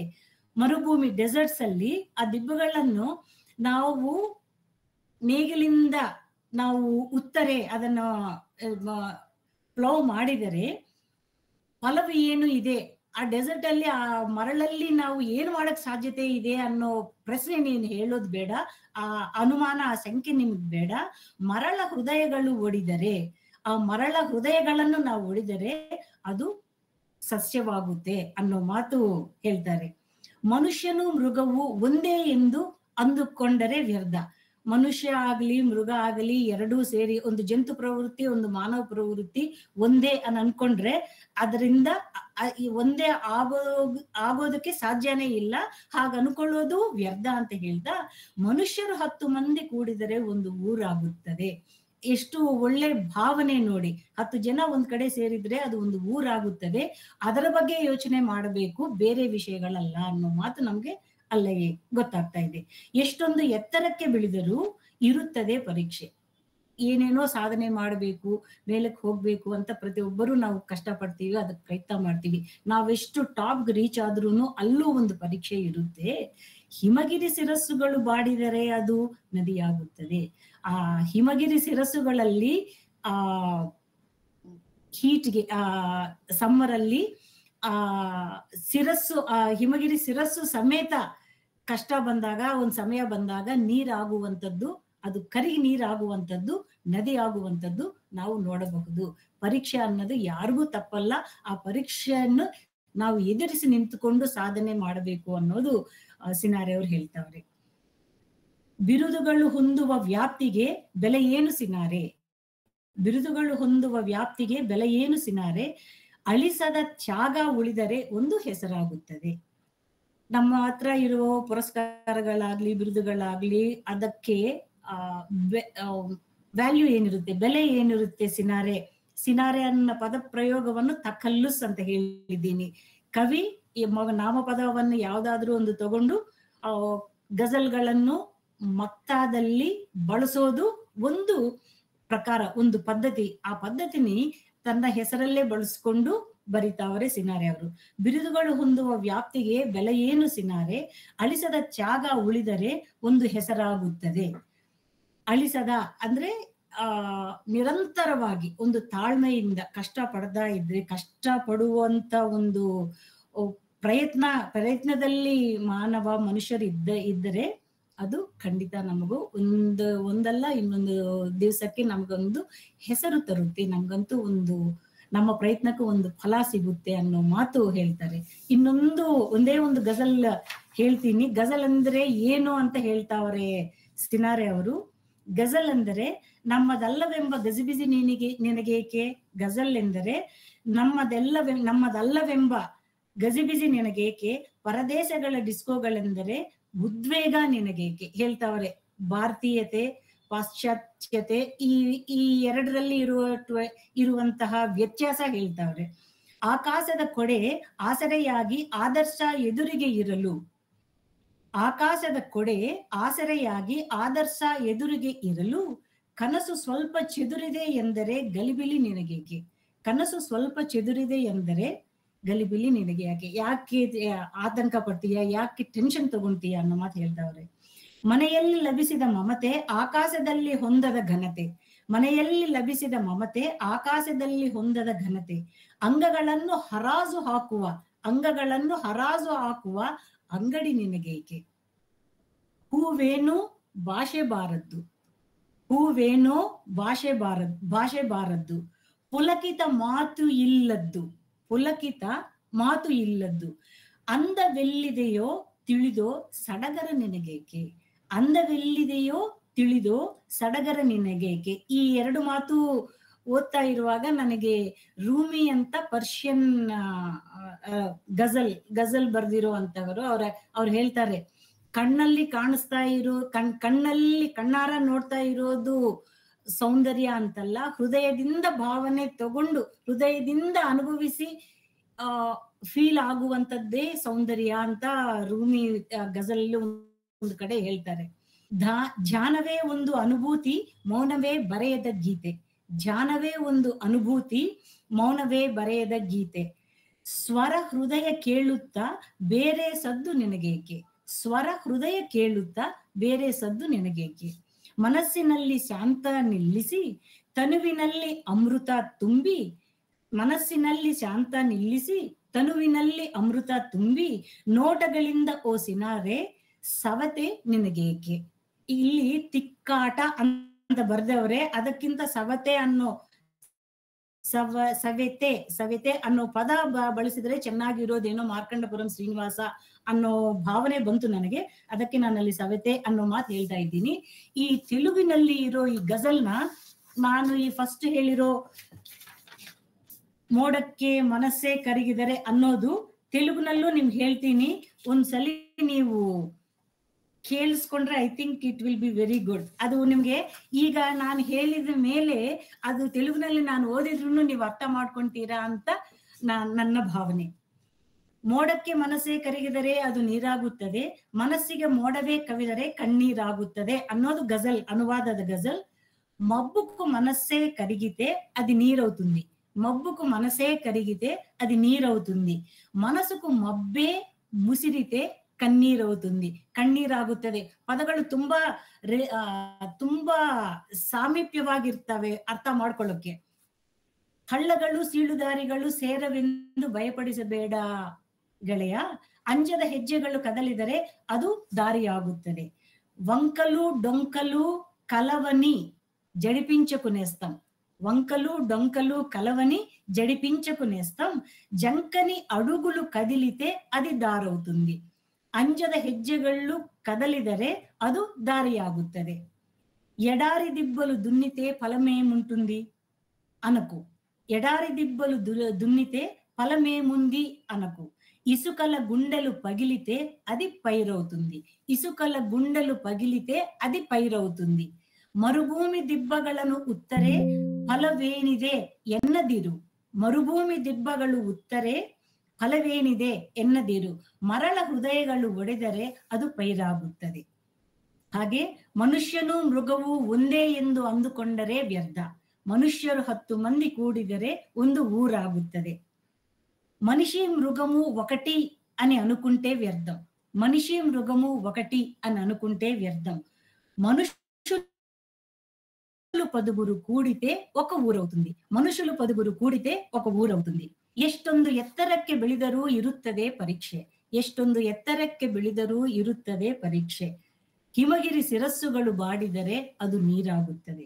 ఎంతటి ఎత్తులకు ఎదిగినా ఉంటుంది పరీక్ష. ఎంతటి ఎత్తులకు ఎదిగినా ఉంటుంది పరీక్ష. హిమగిరి శిరసులు మాడితే అది ఏరవుతుంది. హిమగిరి శిరసులు మాడితే అది ಏರవుతుంది. ಬಿರುದುಗಳು ಹೊಂದುವ ವ್ಯಾಪ್ತಿಗೆ ಬೆಲೆ ಏನು ಸಿನಾರೆ? ಬಿರುದುಗಳು ಹೊಂದುವ ವ್ಯಾಪ್ತಿಗೆ ಬೆಲೆ ಏನು ಸಿನಾರೆ? ಅಳಿಸದ ತ್ಯಾಗ ಉಳಿದರೆ ಒಂದು ಹೆಸರಾಗುತ್ತದೆ. ಅಳಿಸದ ತ್ಯಾಗ ಉಳಿದರೆ ಒಂದು ಹೆಸರಾಗುತ್ತದೆ. బిరుదులు పొందే వ్యాప్తికి విలువేమి సినారే? బిరుదులు పొందే వ్యాప్తికి విలువేమి సినారే? చెరగని త్యాగం మిగిలితే ఒక పేరవుతుంది. చెరగని త్యాగం మిగిలితే ఒక పేరవుతుంది. ನನಗೆ ಈ ಅವಕಾಶ ಕೊಟ್ಟಿರುವುದಕ್ಕೆ ಎಲ್ಲರಿಗೂ ಧನ್ಯವಾದಗಳು ಹೇಳ್ತಾ ಸೆಲವು. ನಮಸ್ತೆ. ಥ್ಯಾಂಕ್ ಯು ಮಧು. ಯಾರಿಗಾದ್ರೂ ಪ್ರಶ್ನೆಗಳಿದ್ರೆ ಮೇಡಮ್ ಜೊತೆ ನೇರವಾದ ಪ್ರಶ್ನೆ ಕೇಳಬಹುದು, ಮತ್ತೆ ಅದನ್ನ ಚರ್ಚೆಯನ್ನು ಮುಂದುವರಿಸಬಹುದು ಅನ್ಕೊಂಡಿದ್ದೀನಿ. ನಾನು ಕನ್ನಡದಲ್ಲಿ ಇರುವ ಬದುಕು, ಗೀತಾ ನಾಗಭೂಷಣ್ ಅವರು ಬರೆದಿರೋ ಬದುಕು ಕಾದಂಬರಿಯನ್ನು, ದೆನ್ ರಾಘವೇಂದ್ರ ಪಾಟೀಲ್ ಅವರು ಬರೆದಿರುವ ತೇರು ನಾವಲ್ ಕಾದಂಬರಿ ನಾನು ತೆಲುಗುಗೆ ಅನುವಾದ ಮಾಡಿದ್ದೀನಿ. ತುಂಬಾ ಅದು ಕನ್ನಡದಲ್ಲಿರೋ ಬದುಕು ಕಲಬುರಗಿ ಡೈಲೆಕ್ಟ್ ಇತ್ತು. ನಮ್ಮ ತೇರು ನಾವಲ್ಲು ಶಿವಳ್ಳಿ, ಧಾರವಾಡ, ಗೋಕಾಕ್ ಈ ಪ್ರಾಂತದಲ್ಲಿರುವ ಒಂದು ಡೈಲೆಕ್ಟ್ ಇತ್ತು. ಎರಡು ಅನುವಾದಗಳು ಬಹಳ ಕಷ್ಟ ಕೊಡ್ತು ನನಗೆ. But I have enjoyed in translating the novels. ಅದರಲ್ಲಿ ಒಂದು ತೇರು ನಾವೆಲ್ ಅಲ್ಲಿ ನನಗೆ ತುಂಬಾ ಆಶ್ಚರ್ಯ ಆಗಿರುವಂತಹ ವಿಷಯ ಏನು ಅಂದ್ರೆ, ಫಸ್ಟ್ 40-50 ಪೇಜಸ್ ತುಂಬಾ ಜಾನಪದ ಹಾಡಿತ್ತು. ಆ ಜಾನಪದ ಹಾಡು ಮೂಲಕ ಬರಹಗಾರರು ಕಥೆಯನ್ನು ರೀಡರ್ಗೆ ಹೇಳ್ತಾ ಬರ್ತಾರೆ. ಅದು ತುಂಬಾ ಆಶ್ಚರ್ಯ ಅನಿಸಿರೋ ವಿಷಯ ನನಗೆ. ಆದರೆ ಆ ತೇರು ನಾವಲ್ ಅಲ್ಲಿ ಕಿಳ್ಳಿ ಖ್ಯಾತರು ಅಂತ ಒಂದು ಪದ ಬಂದಿದ್ದು. ಆ ಪದ ನನಗೆ ಭಾವ ಸಿಕ್ಕೋದಕ್ಕೆ ತುಂಬಾ ಟೈಮ್ ತಗೊಳ್ತು. ಯಾಕಂದ್ರೆ ಅದು ನನಗೆ ಡಿಕ್ಷನರಿಯಲ್ಲಿ ಸಿಗಲಿಲ್ಲ, ಯಾರನ್ನ ಕೇಳಿದ್ರು ಸಿಗ್ಲಿಲ್ಲ. ಪ್ರೊಫೆಸರ್ಸ್ ಕೇಳಿದ್ದೀನಿ ಈ ಕಿಳ್ಳಿ ಖ್ಯಾತರು ಅಂದ್ರೆ ಏನು ಅಂದಾಗ ತುಂಬಾ ಜನ ನನಗೆ ಹೇಳಲಿಲ್ಲ. ಕೊನೆಗೆ ಹಿಂಗೋ ಸಿಕ್ತು ಆಫ್ಟರ್ ಮೆನಿ ಮಂತ್ಸ್. ಈ ಸುಮ್ನೆ ಆ ಕಿಳ್ಳಿ ಖ್ಯಾತರು ಅನ್ನೋ ಪದನ ತೆಲುಗಲ್ಲಿ ಬಳಸಿದರೆ ಅದು ತೆಲುಗು ರೀಡರ್ಸ್ಗೆ ಅರ್ಥ ಆಗುವಂತ ವಿಷಯ ಅಲ್ಲ. ಅದು ಏನ್ ಕಾನ್ಸೆಪ್ಟು ಅನ್ನೋದು. ಆ ಪಪ್ಪೆಟ್ ಶೋ ಇದೆ ಅಲ್ವಾ, ನಾವು ತೋಲು ಬೊಮ್ಮಲಾಟ ಅಂತೀವಿ ತೆಲುಗುನಲ್ಲಿ. ಆ ಪಪ್ಪೆಟ್ ಶೋನ ಆಡಿಸುವವ್ರನ್ನ ಕಿಳ್ಳಿ ಖ್ಯಾತರು ಅಂತಾರಂತೆ. ಆ ಧಾರವಾಡ, ಗೋಕಾಕ್, ಶಿವಳ್ಳಿ ಕಡೆ ಅಂತವ್ರು ಸಿಕ್ಕಿದಾಗ ನನಗೆ ಸಿಕ್ಕಿರೋ ಸಮಾಧಾನ ಅದು. ಅಷ್ಟು ತನಕ ನಾನು ಅನುವಾದ ಮುಂದುವರ್ಸಕ್ ಸಾಧ್ಯತೆ ಆಗಲಿಲ್ಲ, ಯಾವುದೋ ಒಂದು ಬರೆಯಕ್ಕೂ ಮನಸ್ಸು ಬರಲಿಲ್ಲ. ಇಂತಹ ಫ್ಯೂ ಮೊಮೆಂಟ್ಸ್ ತುಂಬಾ ಖುಷಿ ಅನ್ಸುತ್ತೆ ನನಗೆ. ಈಗ ನಾನು ಪಂಪ ಭಾರತ ಅನುವಾದ ಮಾಡ್ತಾ ಇದ್ದೀನಿ. ಮೊದಲನೇ ಆಶ್ವಾಸ ಕಂಪ್ಲೀಟ್ ಆಗೋಗಿದೆ. ಈ ಪಂಪಲ್ಲೂ ನನಗೆ ಒಂದು ತುಂಬಾ ಖುಷಿ ಪಡುವಂತ ವಿಷಯ ಏನು ಅಂದ್ರೆ, ಒಂದು ವರ್ಣ ಇದೆ, ಒಂದು ಸಿಲಬಲ್ ಇದೆ ಪಂಪ ಭಾರತದಲ್ಲಿ. ಆ ಸಿಲಬಲ್ ಏನು ಅಂದ್ರೆ ಯ ಅನ್ನೋ ವರ್ಣ. ಆ ಯ ಅನ್ನೋ ವರ್ಣ ಹಳೆ ಕಾಲದಲ್ಲಿ ಆಲ್ ಸೌತ್ ಇಂಡಿಯನ್ ಲ್ಯಾಂಗ್ವೇಜಸ್ ಅಲ್ಲಿ ಇತ್ತು, ತೆಲುಗುನಲ್ಲೂ ಇತ್ತು. ಆದರೆ ಆದಿಕವಿ ನನ್ನಯ್ಯ ಮಹಾಭಾರತ ಅನುವಾದ ಮಾಡೋ ಟೈಮ್ಗೆ ಅದು ಆ ರೂಪ ಇಲ್ಲ. ಆ ಯ ಅನ್ನೋ ವರ್ಣ ಪ್ರಾಚೀನ ಯುಗದಲ್ಲಿ, ನನ್ನಯ್ಯಗಿಂತ ಮುಂಚೆ ಪ್ರಾಂಗ್ ನನ್ನಯ್ಯ ಯುಗದಲ್ಲಿ ಆ ಯ ವರ್ಣ ತೆಲುಗುನಲ್ಲಿ ಡಾಳಾರ ಅನ್ನೋ ಅಕ್ಷರಗಳಾಗಿ ಟ್ರಾನ್ಸ್ಫಾರ್ಮ್ ಆಯ್ತು. ಆ ಯ ವರ್ಣಕ್ಕೆ ಬದಲಾಗಿ ಡಾಳಾರ ಬಳಸೋದು ಶುರು ಆಯ್ತು ಶಾಸನಗಳಲ್ಲಿ, ಮಿಕ್ಕಿದ ಆ ತಾಳಪತ್ರ ಗ್ರಂಥದಲ್ಲಿ. ಆದ್ರೆ ಪಂಪ ಕಾಲಕ್ಕೆ ಆ ಯ ವರ್ಣ ನಾನು ನೋಡಿದ್ದೀನಿ. When I am going through ಆ ಪಂಪ ವಿಕ್ರಮಾರ್ಜುನ ವಿಜಯಂ, ನನಗೆ ತುಂಬಾ ಖುಷಿ ಆಯ್ತು. ಆ ಯ ವರ್ಣ ನಾನು ಓದ್ತಾ ಇರುವಾಗ MA ಅಲ್ಲಿ ಲಿಂಗ್ವಿಸ್ಟಿಕ್ಸ್ ಪೇಪರ್ ಅಲ್ಲಿ ಲಿಂಗ್ವಿಸ್ಟಿಕ್ ಪೇಪರ್ ಅಲ್ಲಿ ಯ ವರ್ಣ ತೆಲುಗುನಲ್ಲಿ ಡಾಳಾರ ಚೇಂಜ್ ಆಗಿದೆ. ಕನ್ನಡದಲ್ಲಿತ್ತು, ತಮಿಳು ಮಲಯಾಳದಲ್ಲಿತ್ತು ಅಂತ ನಾನು ಓದಿದ್ದು. ಈ ಕನ್ನಡದಲ್ಲಿ ಪಂಪನು ಓದ್ತಾ ಇರುವಾಗ, ಟ್ರಾನ್ಸ್ಲೇಷನ್ ಮಾಡಿದಾಗ, ಪ್ರಯತ್ನ ಪಡ್ತಿರುವಾಗ ಈ ಎಲ್ಲಾ ಕಡೆ ಎಲ್ಲಾ ಪದ್ಯದಲ್ಲೂ ಎವ್ರಿ ವಚನ ಆಗಲಿ, ಸಣ್ಣ ಪದ್ಯದಲ್ಲಾಗಲಿ, ವೃತ್ತ ಪದ್ಯದಲ್ಲಾಗಲಿ ತುಂಬಾ ಸಲ ಬಳಸಿದ್ದಾರೆ. ತಮಾಷೆ ಏನ್ ಅನಿಸ್ತು ನನಗೆ ಅಂದ್ರೆ, if I don't know that ಜಾವರ್ನ, I am unable to read Kannada Pampa Bharata ಅನಿಸ್ತು. ತುಂಬಾ ಖುಷಿ ಅನಿಸ್ತು ನನಗಂತೂ. ಇನ್ನೊಂದು, ತೆಲುಗುನಲ್ಲಿ ಆಂಧ್ರಮು ತೆಲುಗು ಅನ್ನೋ ವರ್ಡ್ಸ್ ಇದೆ. ಅದು ಯಾವಾಗ ಶುರು ಆಗಿದೆ? 13ನೇ ಶತಮಾನದಲ್ಲಿ, 14ನೇ ಶತಮಾನದಿಂದ ಇದೆ ಅನ್ನೋ ಮಾತಿದೆ. But I got one beautiful and good and heart touching research point ಯಾವುದು ಸಿಕ್ಕಿದೆ ನನಗೆ ಅಂದ್ರೆ, ಪಂಪ 10ನೇ ಶತಮಾನದಲ್ಲೇ ಆಂಧ್ರ ಅನ್ನೋ ಪದನ ಬಳಸಿದ್ದಾರೆ. I was so happy. ಅದರ ಮೇಲೆ ಒಂದು ಖಚಿತವಾಗಿ ಒಂದು ರಿಸರ್ಚ್ ಆರ್ಟಿಕಲ್ ಬರೀಬೇಕು. ಪಂಪನ ಇನ್ನೂ ಸ್ವಲ್ಪ ಓದಿದ ಮೇಲೆ ಪಂಪನ ಬಗ್ಗೆ ಅದಕ್ಕೆ ನಾನು ಪಂಪ ಕರೀಂನಗರಿಂದ ಮೈಗ್ರೇಟ್ ಆಗಿದ್ದಾರೆ ಅವ್ರ ಫ್ಯಾಮಿಲಿ ಅನ್ನೋದು ಚರಿತ್ರೆಯಲ್ಲಿ ನೋಡಿದ್ದೀನಿ, ಓದಿದ್ದೀನಿ ಅಂತ ಹೇಳಿದ್ದು. ಆ ಕಾರಣದಿಂದ 10ನೇ ಶತಮಾನದಲ್ಲೇ ಆ ತೆಲುಗು ಮಾತನಾಡುವ ಜನರ ಇರೋ ಆ ಪ್ರಾಂತವನ್ನು ಆಂಧ್ರ ಅಂತಾರೆ ಅನ್ನೋ ಮಾತು ತೆಲುಗು ಅವರಿಗಿಂತ ಮುಂಚೆನೆ ಪಂಪ ಹೇಳಿರೋದು ತುಂಬಾ ಖುಷಿ ಆಗಿರುವಂತ ವಿಷಯ. Such A beautiful thing I got. ಒಂದು ವ್ಯಾಲ್ಯೂಬಲ್ ರಿಸರ್ಚ್ ಪಾಯಿಂಟ್ ನಂಗೆ ಸಿಕ್ತು ಅನಿಸ್ತು. ಅದರ ಬಗ್ಗೆ ನಾನು ಒಂದು ಪತ್ರ ಬರಿಬೇಕು ಅನ್ಕೊಂಡಿದ್ದೀನಿ. Thank you for listening to me. Thank you madam. ಬಹಳ ಖುಷಿ ಆಯ್ತು ನಿಮ್ಮ ಕುತೂಹಲ ನೋಡಿ ಮತ್ತು ಅಧ್ಯಯನ ನೋಡಿ. ಮೇಡಮ್, ಇಲ್ಲಿ ಒಂದು ಪ್ರಶ್ನೆ ಬಂದಿದೆ ಮೇಡಮ್. ಏನು? ಡಾಕ್ಟರ್ ಬಸವರಾಜ್ ಕೊಡಗುಂಟಿ ಸರ್ ಅವರು ಪ್ರಶ್ನೆ ಕೇಳಿದ್ದಾರೆ ಮೇಡಮ್. ಓಕೆ. ಮೂಲದ ಭಾಷೆ ಮತ್ತು ಅನುವಾದದ ಭಾಷೆ ಇವುಗಳ ಬಗೆಗೆ ಒಂದೆರಡು ಮಾತು ಹೇಳಬಹುದೇ? ಅಲ್ಲಿರುವ ಹಾಗೆ ಕನ್ನಡಕ್ಕೆ ತರಲು ಸಾಧ್ಯವಾಗಿದೆಯೇ ಅಂತ ಪ್ರಶ್ನೆ ಮೇಡಮ್. ಎಲ್ಲಿರುವಂತದ್ದು ಅಂದ್ರೆ ಮೂಲ ಭಾಷೆ ಗಜಲ್ ಬಗ್ಗೆ ಹೇಳ್ತಿದ್ದೀರಾ ನೀವು? Yes madam, yes madam. And original text, target text ಅಲ್ಲಿ ಬಂದಿದ್ಯಾ ಇಲ್ವಾ ಅಂತ ಕೇಳ್ತಿದ್ದೀರಾ ಮಧು ನೀವು? Yes madam. ಮೂಲದ ಭಾಷೆ ಮತ್ತು ಅನುವಾದ ಭಾಷೆ ಇವುಗಳ ಮಧ್ಯೆ ಇರುವ ಅದ್ರ ಬಗ್ಗೆ ಒಂದೆರಡು ಮಾತುಗಳು ಮೇಡಮ್. ಖಂಡಿತ. ಅದು ಜೊತೆಗೆ ಕನ್ನಡಕ್ಕೆ ತರುವ ಮೇಡಮ್, ಹೇಳಿ. ಅಲ್ಲಿರುವ ಹಾಗೆ ಕನ್ನಡಕ್ಕೆ ತರಲು ಸಾಧ್ಯ ಆಗಿದೆಯಾ ಅಥವಾ ಏನಾದ್ರೂ ವ್ಯತ್ಯಾಸಗಳು ಮಾಡೋಕ್ಕಾಗಿದೆ ಈ ತರ ಮೇಡಮ್? ಇಲ್ಲ, ತುಂಬಾ ಚೆನ್ನಾಗಿ ಅನುವಾದ ಮಾಡಿದ್ದಾರೆ ಮಾರ್ಕಂಡಪುರಂ ಶ್ರೀನಿವಾಸ್ ಅವರು. ನಾನು 2ನೇ ಗಜಲ್ ಒಂದು ಓದಿದ್ದೀನಲ್ವಾ, ಅಲ್ಲಿ ಬಳಸಿರುವ ಒಂದು ಪದ ನನಗಷ್ಟು ಅಪ್ಲಿಕಬಲ್ ಅನ್ಸ್ಲಿಲ್ಲ. ಅದಕ್ಕೆ ನಾನು ಕನ್ನಡ ಡಿಕ್ಷನರಿ ಹುಡುಕ್ದಾಗ ಸವ್ಯತೆ ಅನ್ನೋ ಪದ ಸಿಕ್ತು. ಅದು ಬಳಸಿದ್ರೆ ಚೆನ್ನಾಗಿರೋದು ಅನಿಸ್ತು. It is my opinion, purely my opinion. ಅದು ಕನ್ನಡ ಓದುಗರಿಗೆ ಹೇಗನ್ಸುತ್ತೋ ಅಂತ ಗೊತ್ತಿಲ್ಲ. ಹಾಗೆ ನಾನು ಈ ವರ್ಕ್ ಮಾಡೋದಕ್ಕೆ, ಈ ಗಜಲ್ಗಳ ಬಗ್ಗೆ ಏನೇನ್ ಇನ್ಫಾರ್ಮೇಶನ್ ಇದೆ ಅಂತ ನೋಡಿದಾಗ ನನಗೆ ಹಂಪಿ ಯೂನಿವರ್ಸಿಟಿಯಿಂದ, department of translation studies, Kannada university ಹಂಪಿಯಿಂದ ಭಾಗ್ಯಲಕ್ಷ್ಮಿ ಭಾರಡೆ ಅನ್ನೋ ಅವರು ಗಜಲ್ ಮೇಲೆ ಒಂದು ಪ್ರಬಂಧವನ್ನು ಬರೆದಿದ್ದಾರೆ. ತುಂಬಾ ಖುಷಿ ಆಯ್ತು ನನಗೆ. A study of Urdu Kannada translation of ghazals ಅಂತ.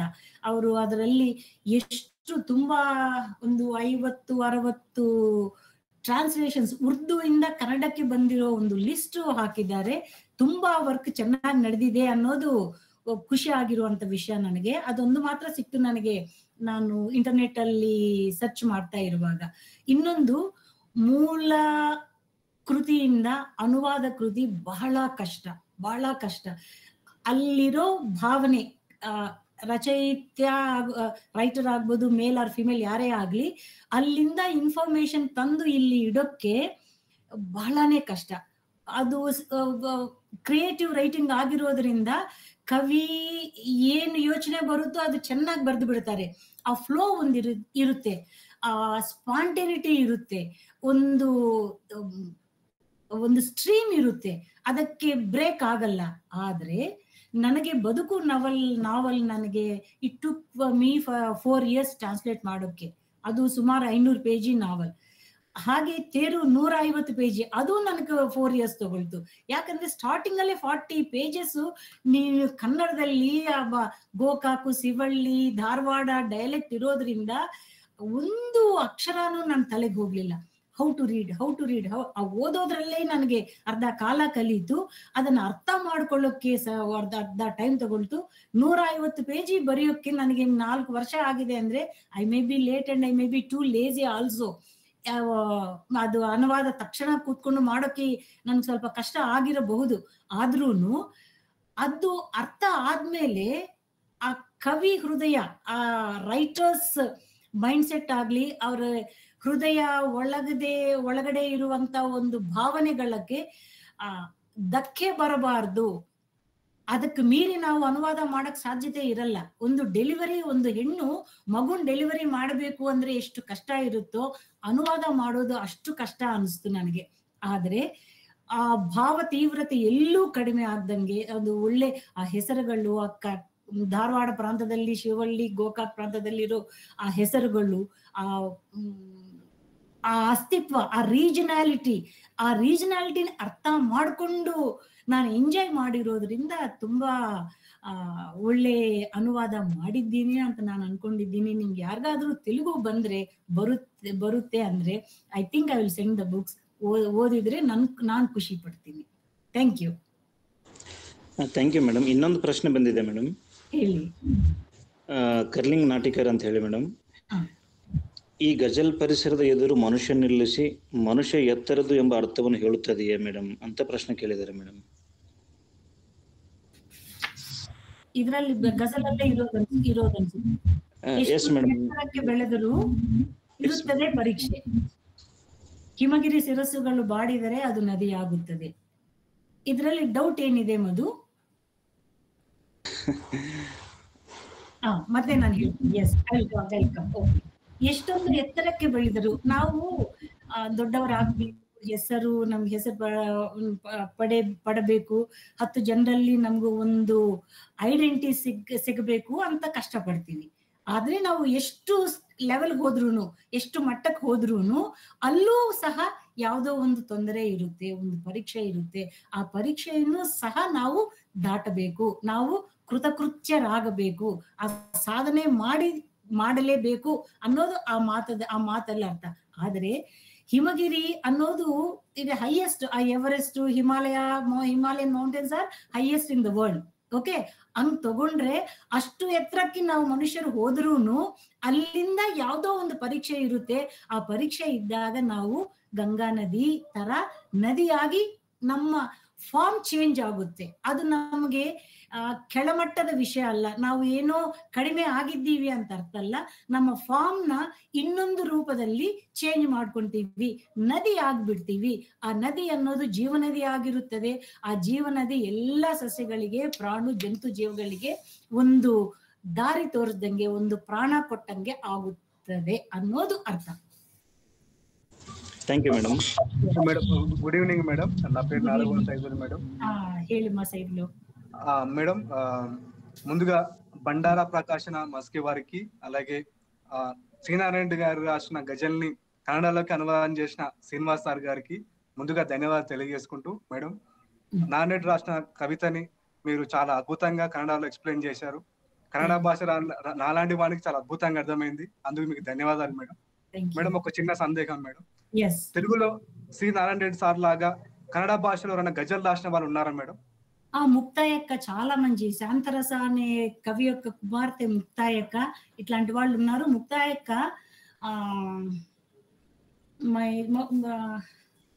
ಒಳ್ಳೆ ಗಜಲ್ಗಳು, 40 ಗಜಲ್ಗಳು, 30 ಗಜಲ್ಗಳು అని ಗಜಲ್ చాలా ಬಾರ ತುಂಬಾ ಚೆನ್ನಾಗಿ ಬರೆದಿದ್ದಾರೆ ಅವರು. ಮೊನ್ನೆ ಒಂದು ಓದಿದ್ದೀನಿ, ಅದ್ ಹೆಸರು ಬರ್ತಾ ಇಲ್ಲ. మై డ్రీమ్స్ అంత ఏనో అది, నేను నా కలలు అని చెప్తూ ఆమె గజల్స్ రాశారు. చాలా బాగా రాశారు. మీకు తెచ్చానా లేదో ಒಂದೇ ನಿಮಿಷ ಸೈದುಲು, ಅದು ಚೆಕ್ ನಾನು ಹೇಳ್ತೀನಿ. ಮುಕ್ತಾಯಕ್ಕ ಅವ್ರ ಗಜಲ್ಸ್ ಇದ್ರೆ ಹೇಳ್ತೀನಿ, 1 ಮಿನಿಟ್. ಬಗ್ಗೆ ಅವ್ರ ತಂದೆ ಹೇಳಿರೋ ಮಾತು ನೋಡಿ, ಎಲ್ಲ ಕನ್ನಡ ಕವಿತೆಗಳಿಂದ ನನ್ನ ಮಗಳು HS ಮುಕ್ತಾಯಕ್ಕನು ಪ್ರೇಮ ಗೀತೆಗಳನ್ನು ಬರೆದು ಗಜಲ್ ಎಂದು ಪ್ರಕಟಿಸುತ್ತಿದ್ದಳು. ಆಕೆಗೆ ಅದು ಸರಿಯಲ್ಲವೆಂದು ಹೇಳಿ ಗಜಲ್ ಬಗ್ಗೆ ಅಭ್ಯಾಸ ಮಾಡಿಸಿದೆ. ತಂದೆಯವರು ಹೌ ಟು ರೈಟ್ ಗಜಲ್ ಅನ್ನೋದು ಹೇಳಿದ್ದಾರೆ ಮುಕ್ತಾಯಕ್ಕನ್ಗೆ. ಬಹು ತೀವ್ರ ಆಕೆ ಗಜಲಿನ ಅಂತಃಸತ್ವವನ್ನು ಅರಿತುಕೊಂಡು ರಚನೆ ಮಾಡತೊಡಗಿದಳು. ಇದರ ಪರಿಣಾಮವಾಗಿ 2002ರಲ್ಲಿ 40 ಗಜಲ್ಗಳು ಎಂಬ ಶುದ್ಧ ಗಜಲ್ಗಳ ಸಂಗ್ರಹ ಪ್ರಕಟವಾಯಿತು. ನನಗೆ ಗೊತ್ತಿರುವಂತೆ ಉರ್ದು ಗಜಲ್ಗಳ ಪರಂಪರೆ ವೈಶಿಷ್ಟ್ಯಗಳನ್ನು ಉಳಿಸಿಕೊಂಡು ಕನ್ನಡದಲ್ಲಿ ಶುದ್ಧ ಗಜಲ್ಗಳ ಸಂಗ್ರಹ ಪ್ರಕಟವಾದುದು ಮುಕ್ತಾಯಕ್ಕನ 40 ಗಜಲ್ಗಳ ಸಂಗ್ರಹವೇ ಮೊಟ್ಟ ಮೊದಲಿನ ಸಂಗ್ರಹ. ಒಬ್ಬ ತಂದೆ ಎಷ್ಟು ಹೆಮ್ಮೆಯಿಂದ ಮಗಳ ಬಗ್ಗೆ ಹೇಳ್ಕೊಂತಾ ಇದ್ದಾರೆ ಅನ್ನೋದು ನೋಡು. ಜಸ್ಟ್ ಒಂದೆರಡು ಹೇಳ್ತೀನಿ. ನೀನಿಲ್ಲದಿರೆ ಮಧುಶಾಲೆಗೆ ಶೋಭೆಯೇ ಇಲ್ಲೆಂಬರು ಗೆಳೆಯರು, ನೀನಿಲ್ಲದಿರೆ ಮಧುಶಾಲೆಗೆ ಶೋಭೆಯೇ ಇಲ್ಲೆಂಬರು ಗೆಳೆಯರು, ನಗುತ್ತಿವೆ ಬಾನಲಿ ಸೆಸಿಯೊಡನೆ ತಾರೆಗಳು ಬಟ್ಟಲು ತುಂಬ ಸಾಕಿ.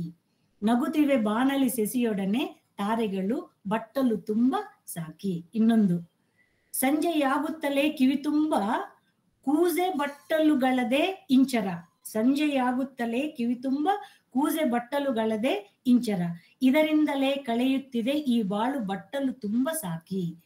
ಇದರಿಂದಲೇ ಕಳೆಯುತ್ತಿದೆ ಈ ಬಾಳು ಬಟ್ಟಲು ತುಂಬ ಸಾಕಿ. ಇನ್ನೊಂದು ಹೇಳ್ತೀನಿ. ಶೂನ್ಯ ಕವಿದ ಹೃದಯದಲ್ಲಿ ವಿರಹ ದೀಪ ಹೊತ್ತಿ ಉರಿಯಲಿ ಬಿಡು, ಶೂನ್ಯ ಕವಿದ ಹೃದಯದಲ್ಲಿ ವಿರಹ ದೀಪ ಹೊತ್ತಿ ಉರಿಯಲಿ ಬಿಡು, సంతైసలాగದ ఉన్మత్త రాత్రిಗಳು బట్టలు తుంబు సాకి. నేను చెప్పాను కదా, రదీఫు కాఫియా ఇవి కవితలు ఈ గజల్ చదువుతుంటే అది అర్థం అవ్వాలి సైదులు, అది ಅರ್ಥ ಮಾಡ್ಕೋಬೇಕು ಸೈದುಲು. ರದೀಫ್ ಅಂದ್ರೆ ಏನು,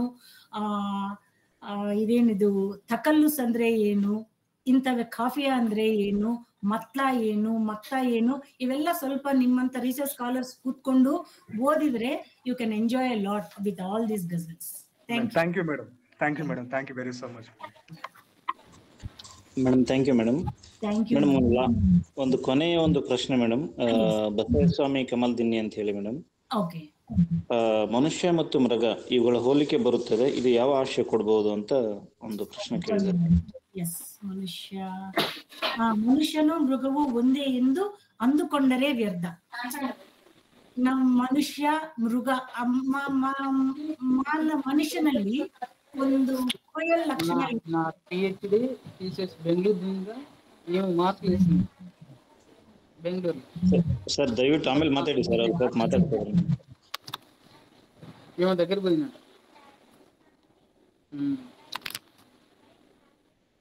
ಒಂದೇ ಎಂದು ಅಂದುಕೊಂಡರೆ ವ್ಯರ್ಥ. ಎರಡಕ್ಕೂ ಈಕ್ವಾಲಿಟಿ ಇಲ್ಲ. ಮನುಷ್ಯನಿಗೆ ಮಾನವತ್ವ ಅನ್ನೋ ಲಕ್ಷಣ ಒಂದಿರುತ್ತೆ, ಮೃಗಕ್ಕೆ ಅದು ಇರಲ್ಲ. ಸಿಂಹ ಆಗ್ಲಿ ಹುಲಿ ಆಗ್ಲಿ ತನ್ನ ಊಟ ತಾನು ಸಂಪಾದನೆ ಮಾಡಬೇಕು ಅಂದ್ರೆ ಹಿಂದೆ ಮುಂದೆ ನೋಡ್ದಂಗೆ ಇನ್ನೊಬ್ಬರನ್ನ ಸಾಯಿಸ್ಬಿಡುತ್ತೆ. ಹಾಗೆ ಮನುಷ್ಯ ಒಳ್ಳೇದು ಕೆಟ್ಟದು ಹಿಂದೆ ಮುಂದೆ ನೋಡುವುದು ಅನ್ನೋ ತತ್ವ ಮನುಷ್ಯನಿಗಿರುತ್ತೆ. ಒಂದು ಮಾನವೀಯತೆ ಮಾನವತೆ ಮನುಷ್ಯನಲ್ಲಿ ಇರುತ್ತೆ. ಹಾಗೆ ಎರಡು ಸಮಾನ ಆಗೋದಕ್ಕೆ ಚಾನ್ಸೇ ಇಲ್ಲ. ಆದ್ರೆ ಮನುಷ್ಯರು 10 ಜನ ಸೇರಿದ್ರೆ ಒಂದು ಊರು ಮಾಡೋಕೆ ಸಾಧ್ಯತೆ ಇದೆ. ನಾವೆಲ್ಲ ಒಂದು ಕಡೆ ಸೇರ್ಕೊಂಡ್ಬಿಟ್ರೆ ಒಂದು ಊರಾಗುತ್ತದೆ.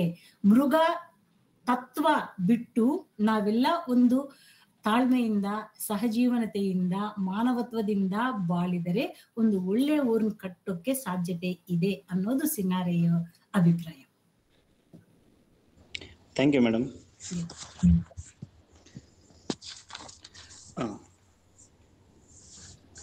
ಹೆಸರು ಶ್ರೀನಿವಾಸ್ ಅಂತ ಹೇಳ್ಬಿಟ್ಟು ತೆಲುಗು ವಿಶ್ವವಿದ್ಯಾಲಯದಲ್ಲಿ ತೆಲುಗು ಡಿಪಾರ್ಟ್ಮೆಂಟ್ ಅಲ್ಲಿ ನಾನೊಂದು ಸಂಶೋಧನಾ ವಿದ್ಯಾರ್ಥಿ.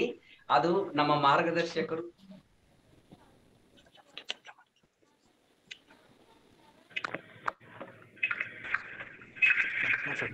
ಹೆಸರು ಶ್ರೀನಿವಾಸುಲು ಅಂತ ಹೇಳಿ. ನಾನು ಬೆಂಗಳೂರು ವಿಶ್ವವಿದ್ಯಾಲಯದಲ್ಲಿ ತೆಲುಗು ಅಧ್ಯಯನ ವಿಭಾಗದಲ್ಲಿ ನಾನು ಆಶಾ ಜ್ಯೋತಿ ಮೇಡಮ್ ಅವರು ಒಂದು ಮಾರ್ಗದರ್ಶನದಲ್ಲಿ ನಾನು ಸಂಶೋಧನಾ ವಿದ್ಯಾರ್ಥಿ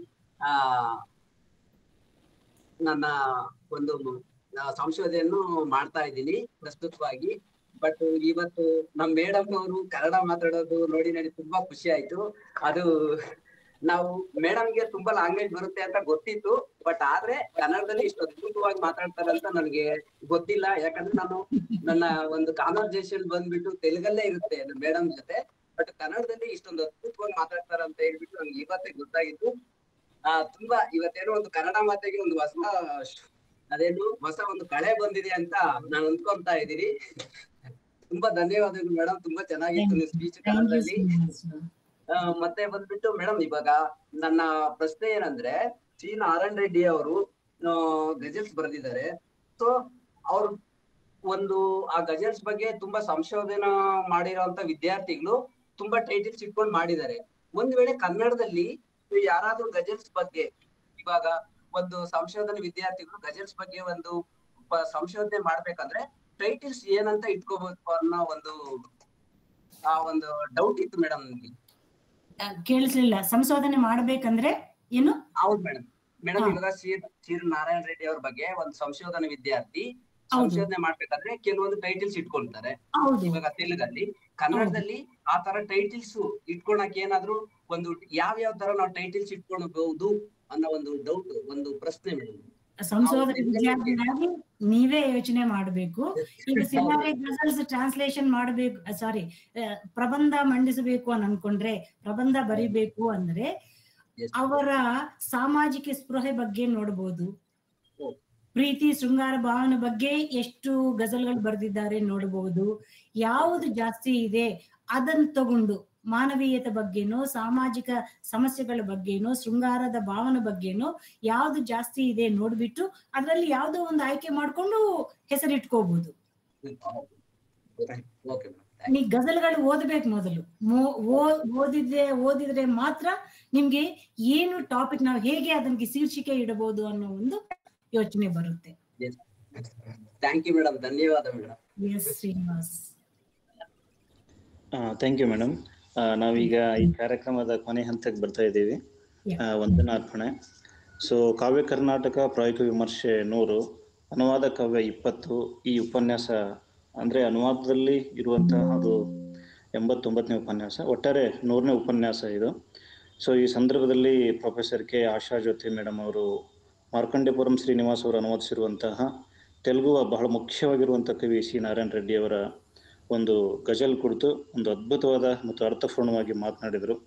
ಬಹಳ ಮುಖ್ಯವಾಗಿ ಖುಷಿಯಾಗಿದ್ದೇನಪ್ಪ ಅಂದರೆ ಸಿ ನಾರಾಯಣ್ ರೆಡ್ಡಿ ಅವರ ಕುರಿತು ಮತ್ತು ಗಜಲ್ ಫಾರ್ಮ್ ಬಗ್ಗೆ ಒಂದಿಷ್ಟು ಅದರ ಪ್ರಕಾರಗಳು, ಅದರ ಹಿನ್ನೆಲೆ ಕುರಿತು ಕೂಡ ಆರಂಭದಲ್ಲಿ ಹೇಳೋದ್ರಿಂದ ಈ ಉಪನ್ಯಾಸ ಬಹಳ ಅರ್ಥಪೂರ್ಣವಾಗಿತ್ತು ಅಂತ ಅನಿಸ್ತು. ಸೊ ಈ ಹಿನ್ನೆಲೆಯಲ್ಲಿ ಮೇಡಮ್ ಅವರಿಗೆ ನನ್ನ ಪರವಾಗಿ ಮತ್ತು ಭಂಡಾರ ಪ್ರಕಾಶನ್ ಪರವಾಗಿ ಪ್ರೀತಿಯ ಧನ್ಯವಾದಗಳನ್ನು ನಾನು ಸಲ್ಲಿಸ್ತಾ ಇದ್ದೇನೆ. ಜೊತೆಗೆ ಸುಮಾರು 100 ಉಪನ್ಯಾಸ ಆಗುವ ಸಂದರ್ಭದಲ್ಲಿ ಸುಮಾರು ನಮ್ದು 100ವರೆಗೆ ಜನರೆಲ್ಲ ಇಲ್ಲಿ ಒಂದು ಭೇಟಿ ಕೊಟ್ಟಿದ್ದಾರೆ. ಇಡೀ ಕರ್ನಾಟಕದಾದ್ಯಂತ ಜನರು ಕೂಡ ಈ ಉಪನ್ಯಾಸಕ್ಕೆ ಭಾಗವಹಿಸಿದ್ದಾರೆ. ಸೊ ಹಾಗಾಗಿ ಆರಂಭದಿಂದ ಇಲ್ಲಿವರೆಗೂ ಈ ಕಾವ್ಯ ಕರ್ನಾಟಕದ ಪ್ರಾಯೋಗಿಕ ವಿಮರ್ಶೆ 100 ಉಪನ್ಯಾಸದಲ್ಲಿ ಭಾಗವಹಿಸಿರುವಂತಹ ಮತ್ತು ಇಲ್ಲಿ ಉಪನ್ಯಾಸದಲ್ಲಿ ಚರ್ಚೆ ಮೂಲಕ ಈ ಚರ್ಚೆಯನ್ನು ಕ್ರಿಯಾಶೀಲಗೊಳಿಸಿದ ಎಲ್ಲ ಸಹೃದಯರು ಕೂಡ ಭಂಡಾರ ಪ್ರಕಾಶನ ಪರವಾಗಿ ನಾನು ಧನ್ಯವಾದ ಹೇಳಕ್ಕೆ ಬಯಸ್ತಾ ಇದ್ದೀನಿ. ಕಾರ್ಯಕ್ರಮ ಮುಗಿಯುವ ಹಂತದಲ್ಲಿದೆ. ಸೊ ಕೊನೆಗೆ ಒಂದು ಸಣ್ಣ ಸೂಚನೆ ಮತ್ತು ಒಂದು ಧನ್ಯವಾದ ಹೇಳೋದ್ರ ಮೂಲಕ ಈ ಕಾರ್ಯಕ್ರಮ ನಾನು ಮುಗಿಸ್ತಾ ಇದ್ದೀನಿ. ಏನಂದ್ರೆ ಈ ಕಾವ್ಯ ಕರ್ನಾಟಕ ಉಪನ್ಯಾಸ ಸಂದರ್ಭದಲ್ಲಿ ಎಲ್ಲರ ಸಹಕಾರ ನಿಜಕ್ಕೂ ತುಂಬಾ ದೊಡ್ಡದು. ಸುಮಾರು ವಿಷಯದಲ್ಲಿ ಎಲ್ಲರ ಸಹಕಾರ ಕೂಡ ಇದೆ. ಎಲ್ಲರ ಹೆಸರು ಈ ಸಂದರ್ಭದಲ್ಲಿ ತೆಗೆದುಕೊಳ್ಳೋಕೆ ಆಗೋದಿಲ್ಲ. ಸೊ ಔಪಚಾರಿಕ ಕೆಲವು ಹೆಸರು ಮಾತ್ರ ನಾನು ಇಲ್ಲಿ ತೆಗೆದುಕೊಳ್ಳೋಕೆ ಇಷ್ಟಪಡ್ತೀನಿ. ಸೊ ಮುಂದೆ ಕೂಡ ಹೀಗೆ ಎಲ್ಲರ ಸಹಕಾರ ಇರಲಿ ಅಂತ ನಾನೆಲ್ಲರಿಗೂ ಪ್ರೀತಿಯಿಂದ ಕೇಳ್ಕೊಳ್ತಾ ಇದ್ದೇನೆ. ಈ ಯೋಜನೆ ಕುರಿತು ಅಂದ್ರೆ ಈ ಕಾವ್ಯ ಕರ್ನಾಟಕ ಪ್ರಾಯೋಗಿಕ ವಿಮರ್ಶೆ 100 ಉಪನ್ಯಾಸಗಳ ಹಿನ್ನೆಲೆಯಲ್ಲಿ ನಿಮ್ಮ ಅಭಿಪ್ರಾಯ ಮತ್ತು ಅನಿಸಿಕೆ ಏನಾದರೂ ಇದ್ರೆ ತಿಳಿಸಿ. ಜೊತೆಗೆ ಈ ಯೋಜನೆಯ ಕುರಿತು, ಇದರ ಪ್ರಭಾವಗಳ ಕುರಿತು ಬೇರೆ ಬೇರೆ ಕಡೆ ನಿಮ್ಗೆ ಅನಿಸಿರುವ ಅನಿಸಿಕೆಗಳನ್ನ ಹಂಚಿಕೊಳ್ಬಹುದು. ಜೊತೆಗೆ ಈ ಪ್ರಕಾಶನ ಕಡೆಯಿಂದ ಇನ್ಮುಂದೆ ಏನಾದರೂ ಆಗ್ಬೇಕು ಕಾರ್ಯಕ್ರಮ ಅನ್ನುವ ನಿರೀಕ್ಷೆಗಳೇನಾದರೂ ನಿಮ್ಗೆ ಇದ್ರೆ ಆ ಥರದ ಅಭಿಪ್ರಾಯ ಮತ್ತು ಅನಿಸಿಕೆಗಳನ್ನ ನೀವು ಭಂಡಾರ ಪ್ರಕಾಶನದ ಮೇಲ್ ಐಡಿಗೆ ನೀವು ಬರಿಬಹುದು. ಭಂಡಾರ ಪ್ರಕಾಶನ್ @gmail.com ಅಂತ ಹೇಳಿ, BANDARAPRAKSHNA@gmail.com. ಸೊ ಈ ಮೇಲ್ ಐಡಿಗೆ ನೀವು ಬರಿಬಹುದು. ಇನ್ನು ಕೊನೆಯದಾಗಿ ಇಂತಹ ಒಂದು ದೀರ್ಘವಾದ ಸುಮಾರು 100 ಉಪನ್ಯಾಸ ಆಗಬೇಕಾದ್ರೆ ಸುಮಾರು 6-7 ತಿಂಗಳೇನೋ, ಒಂದು 8 ತಿಂಗಳ ಹಿನ್ನೆಲೆಯಲ್ಲಿ ಇದು ಸುಮಾರು ಕೆಲಸಗಳಾಗಿದೆ. ಸೊ ಈ ಯೋಜನೆಯ ಒಂದು ಮೂರ್ತ ರೂಪ ಮತ್ತು ಅದರ ಹಿಂದಿನ ಒಂದು ಚಾಲಕ ಶಕ್ತಿಯಾಗಿರುವಂತಹ ಸಂಚಾಲಕರಾಗಿರುವಂತಹ ಪ್ರೊಫೆಸರ್ ಬಸವರಾಜ್ ಕೊಡಗುಂಡ್ ಸರ್ ಅವರಿಗೆ ನಾನು ಪ್ರೀತಿಪೂರ್ವಕ ಧನ್ಯವಾದ ಹೇಳ್ತೀನಿ. ನಮ್ಮಷ್ಟಕ್ಕೆ ನಮಗೆ ಎಳೆದು ಗೊತ್ತಂದು ಒಂದು ಅದ್ಭುತವಾದ ಜವಾಬ್ದಾರಿಯನ್ನು ಕೊಟ್ಟು ಸಾಕಷ್ಟು ಅನುಭವವನ್ನು ಕೊಟ್ಟಿದ್ದಾರೆ. ಸೊ ಈ ವಿಷಯದಲ್ಲಿ ನಾನಂತರೂ ನಾನು ಅವ್ರನ್ನ ಹೊಗಳ್ತಾ ಇಲ್ಲ, ಬಟ್ ಈ ನೆಪದಲ್ಲಿ ನಾವು ಸುಮ್ಮನೆ ಹಾಗೆ ವಿದ್ಯಾರ್ಥಿ ಏನೋ ಓದು ಬರ ಹಾಗೆ ಇರುವಂತ ನಮಗೆ ಒಂದು ಜವಾಬ್ದಾರಿ ಹೊರಿಸಿ ಗೊತ್ತಿಲ್ಲದೆ ಎಷ್ಟೋ ವಿಷಯ ನಮಗೆ ಪರಿಚಯಿಸಿದ್ದಾರೆ. ಈ ವಿಷಯದಲ್ಲಿ ಸಾಕಷ್ಟು ಸವಾಲುಗಳು ಕೂಡ ನಾವು ಎದುರಿಸಿದ್ವಿ. ಸೊ ನಾವು ಅವರ ನಿರೀಕ್ಷಿತ ಕೆಲಸ ಮಾಡಿದಲ್ಲಿ ಗೊತ್ತಿಲ್ಲ, ಬಟ್ ಆದ್ರೆ ಒಂದು ಅದ್ಭುತವಾದ ಒಂದು ಕಾರ್ಯಕ್ರಮ ಆಯ್ತು ಅನ್ನೋಕ್ಕೆ ನಾನು ಹೆಮ್ಮೆ ಪಡ್ತಾ ಇದ್ದೇನೆ. ವ್ಯಕ್ತಿಯಾಗಿ ನನಗಂತೂ ಸಾಕಷ್ಟು ವಿಷಯದಲ್ಲಿ ಹೆಮ್ಮೆ ಮತ್ತು ಖುಷಿ ಇದೆ. ಸೊ ಈ ಹಿನ್ನೆಲೆಯಲ್ಲಿ ನಾನು ಬಸವರಾಜ್ ಕೊಡಗುಂದ್ ಸರ್ ಅವರಿಗೆ ಪ್ರೀತಿಪೂರ್ವಕ ಧನ್ಯವಾದ ಹೇಳ್ತಾ ಇದ್ದೀನಿ. ನಮ್ಮ ಜೊತೆಗಾರರಾಗಿರುವಂತಹ ಹಾಗೂ ಸಂಯೋಜಕರಾಗಿರುವಂತಹ ಬಾಬುರಾಯ್ ದೊರೆ ಕೂಡ ಸಾಕಷ್ಟು ಕೆಲಸ ಮಾಡಿದ್ದಾರೆ. ಸೊ ಅವ್ರಿಗೂ ಕೂಡ ನಾನು ಪ್ರೀತಿಪೂರ್ವಕ ಧನ್ಯವಾದ ಹೇಳ್ತಾ ಇದ್ದೀನಿ. ಹಾಗೆ ಸಹ ಸಂಯೋಜಕರಾಗಿರುವಂತಹ ಸೈಯದ್ ಮುಜೀಬ್ ಅಹ್ಮದ್ ಅವರು ಕೂಡ ಸುಮಾರು ಕೆಲಸವನ್ನು ಮಾಡಿದ್ದಾರೆ. ನಾವೆಲ್ಲ ಮುಂದೆ ಕೆಲಸ ಮಾಡಿದ್ರು ಕೂಡ ಅವರು ಹಿಂದೆ ನಮ್ಗೆ ಗೊತ್ತಿಲ್ಲದ ಎಷ್ಟೋ ಕೆಲಸಗಳನ್ನ ಅವ್ರು ಮಾಡಿದ್ದಾರೆ. ಪೋಸ್ಟ್ ವಿಷಯದಾಗಿರ್ಬೋದು, ಬೇರೆ ಬೇರೆ ವಿಷಯಗಳೆಲ್ಲ ಮಾಡಿದ್ದಾರೆ. ಹಾಗೆ ಬಸವೇಸ್ವಾಮಿ ಕಮಲ್ದಿನ್ನಿ ಕೂಡ ಪಾಪ ಸಾಕಷ್ಟು ಬಿಜಿ ಶೆಡ್ಯೂಲ್ದಲ್ಲಿ ಕೂಡ ಅವರು ರೆಕಾರ್ಡ್ ಮಾಡಿದ್ದಾರೆ. ಅಂದ್ರೆ ಈ ಒಂದೇ ತರ ಅಲ್ಲ, ಎಲ್ಲ ಬಗೆಯ ಕೆಲಸವನ್ನು ಕೂಡ ಬಸವೇಸ್ವಾಮಿ ಅವರು ಒಂಥರ ಆಲ್ರೌಂಡರ್ ತರ ಕೆಲಸ ಮಾಡಿದ್ದಾರೆ. ಸೊ ಈ ವಿಷಯದಲ್ಲಿ ನನ್ನ ಜೊತೆಗಾರಾಗಿರುವಂತಹ ಗೆಳೆಯ ಬಸವೇಸ್ವಾಮಿ ಕಮಲ್ದಿನ್ನಿ ಅವರನ್ನು ನಾನು ನೆನೀತಾ ಇದ್ದೀನಿ. ಕರ್ಲಿಂಗ ನಾಟಿಕರ್ ಕೂಡ ಒಬ್ಬ ಸಂಶೋಧನಾ ವಿದ್ಯಾರ್ಥಿಯಾಗಿ ನಮ್ಮ ಜೊತೆಗೆ ತನ್ನ ಸಂಶೋಧನೆ ಜೊತೆಗೆ ನಮಗೆ ಸಮಯ ಕೊಟ್ಟು ಈ 100 ಉಪನ್ಯಾಸ ಜೊತೆ ಇರೋದು ಸುಲಭದ ಕೆಲಸ ಅಲ್ಲ. ಸೊ ಜೊತೆಗೆ ಇದ್ದು ಕೆಲಸ ಮಾಡಿದ್ದಾರೆ. ಸೊ ಅವರನ್ನು ನಾನು ಪ್ರೀತಿಯಿಂದ ನೆನಿತೀನಿ ಮತ್ತು ಅವರನ್ನ ಧನ್ಯವಾದ ಹೇಳ್ತಾ ಇದ್ದೀನಿ. ಹಾಗೆ ಜೊತೆಗೆ ಪೂರ್ಣಿಮಾ ಅಂತ ಹೇಳಿ ಅವರು ಕೂಡ ಸುಮಾರು ಕೆಲಸವನ್ನು ಮಾಡಿದ್ದಾರೆ, ಅವರಿಗೂ ಕೂಡ ಧನ್ಯವಾದಗಳು. ಜೊತೆಗೆ ನಮ್ಮ ಜೊತೆಗೆ ಆಗಾಗ ವಿಚಾರಣೆ ಹಂಚಿಕೊಂಡಿರುವಂತಹ ಮಲ್ಲೇಶ್ ಸರ್ ಕೂಡ ಇದ್ದಾರೆ, ಅವ್ರಿಗೂ ಕೂಡ ನಾನು ಪ್ರೀತಿಯ ಧನ್ಯವಾದ ಹೇಳ್ತಾ ಇದ್ದೀನಿ. ಹಾಗೆ ಸುಮಾರು ವಿಷಯದಲ್ಲಿ ನಮಗೆ ಸಹಾಯ ಮಾಡಿರುವಂತಹ ಅಜಯ್ ವರ್ಮಾ ಅಲ್ಲೂರಿ ಇದ್ದಾರೆ ಗೆಳೆಯ, ಜೊತೆಗೆ ಮಹಂತೇಶ್ ಪಾಟೀಲ್ ಅವರು ಕೂಡ ಇದ್ದಾರೆ. ಈ ಎಲ್ಲರೂ ಸುಮಾರು ಇವೆಲ್ಲ ನಮಗೆ ಒಂದಿಷ್ಟು ಹೆಸರು ಹೇಳ್ಕೊಂಡು ಎಲ್ಲರ ಹೆಸರು ಹೇಳೋಕೆ ಆಗ್ತಾ ಇಲ್ಲ ನನಗೆ.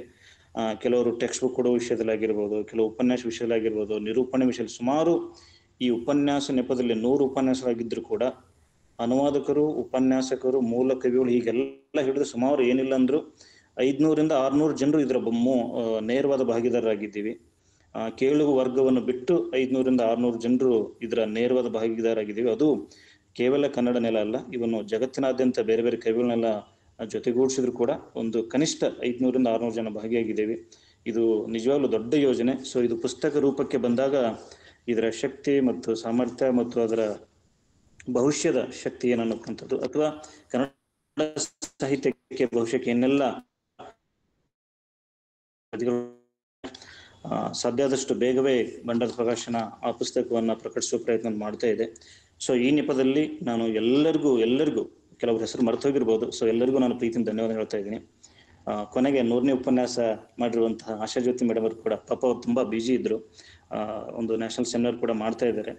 ಅಂತಹ ಸಂದರ್ಭದಲ್ಲಿ ಕೂಡ ಪಾಪ ಡೇಟ್ಗಳೆಲ್ಲ ಚೇಂಜ್ ಮಾಡಿ ನಾನು ಫೋನ್ ಮಾಡ್ಬೇಕಾದ್ರೆ ಸುಮಾರು ನನಗೆ ಭಯ ಆಗ್ತಾ ಇತ್ತು, ಅವರಿಗೆ ಪಾಪ ಎಷ್ಟು ಬಿಜಿ ಇದ್ದಾರೋ ನಾನು ಏನ್ ಕೇಳೋದು ಅಂತ ಹೇಳಿ. ಬಟ್ ಅಷ್ಟೇ ತಾಳ್ಮೆಯಿಂದ ಪ್ರೀತಿಯಿಂದ ನನ್ನ ಜೊತೆ ಸಹಕರಿಸಿದ್ದಾರೆ, ನಿಜಕ್ಕೂ ನಾನು ಋಣಿ. ಸೊ ಎಲ್ಲರಿಗೂ ಈ ಸಂದರ್ಭದಲ್ಲಿ ನಾನು ಧನ್ಯವಾದ ಹೇಳ್ತಾ ನನ್ನ ಮಾತುಗಳನ್ನ ಮುಗಿಸ್ತಾ ಇದ್ದೀನಿ. ಸೊ ಯಾರಿಗೇನಾದ್ರೂ ಅಭಿಪ್ರಾಯ ಹಂಚ್ಕೊಳ್ಳೋದಿದ್ರೆ ಭಂಡಾರ ಪ್ರಕಾಶನ ಮೇಲ್ ಐಡಿಗೆ ತಮ್ಮ ಅಭಿಪ್ರಾಯ ಹಂಚ್ಕೊಳ್ಳಿ ದಯವಿಟ್ಟು. ಸೊ ಸಾಹಿತ್ಯದ ಒಳ್ಳೆ ಕಾರ್ಯಕ್ರಮ ಕುರಿತು ಹಂಚ್ಕೊಂಡ್ರೇನೆ ಅದಕ್ಕೊಂದು ಅರ್ಥ ಇರುತ್ತೆ, ಇಲ್ಲಾಂದ್ರೆ ಅದಷ್ಟಕ್ಕೆ ನಿಂತು ಹೋಗ್ಬಿಡುತ್ತೆ. ಕನ್ನಡ ಸಾಹಿತ್ಯ ಹರಿಯುವ ನದಿ ಆಗ್ಬೇಕು, ನಿಂತ ನೀರು ಆಗ್ಬಾರ್ದು ಅಂತ ನನ್ನ ಮಾತನ್ನು ಹೇಳ್ತಾ ಮಾತನ್ನು ಮುಗಿಸ್ತಾ ಇದ್ದೀನಿ. ಎಲ್ಲರಿಗೂ ಪ್ರೀತಿಯ ಧನ್ಯವಾದಗಳು. ನಮಸ್ಕಾರ ಮೇಡಮ್. ಮುಕ್ತಾಯಕ್ಕ ಅವರ ಪುಸ್ತಕ ಏನು, ಕೃತಿ ಏನು ಅಂತ ನೆನಪು ಬಂದಿಲ್ಲ ನನಗೆ.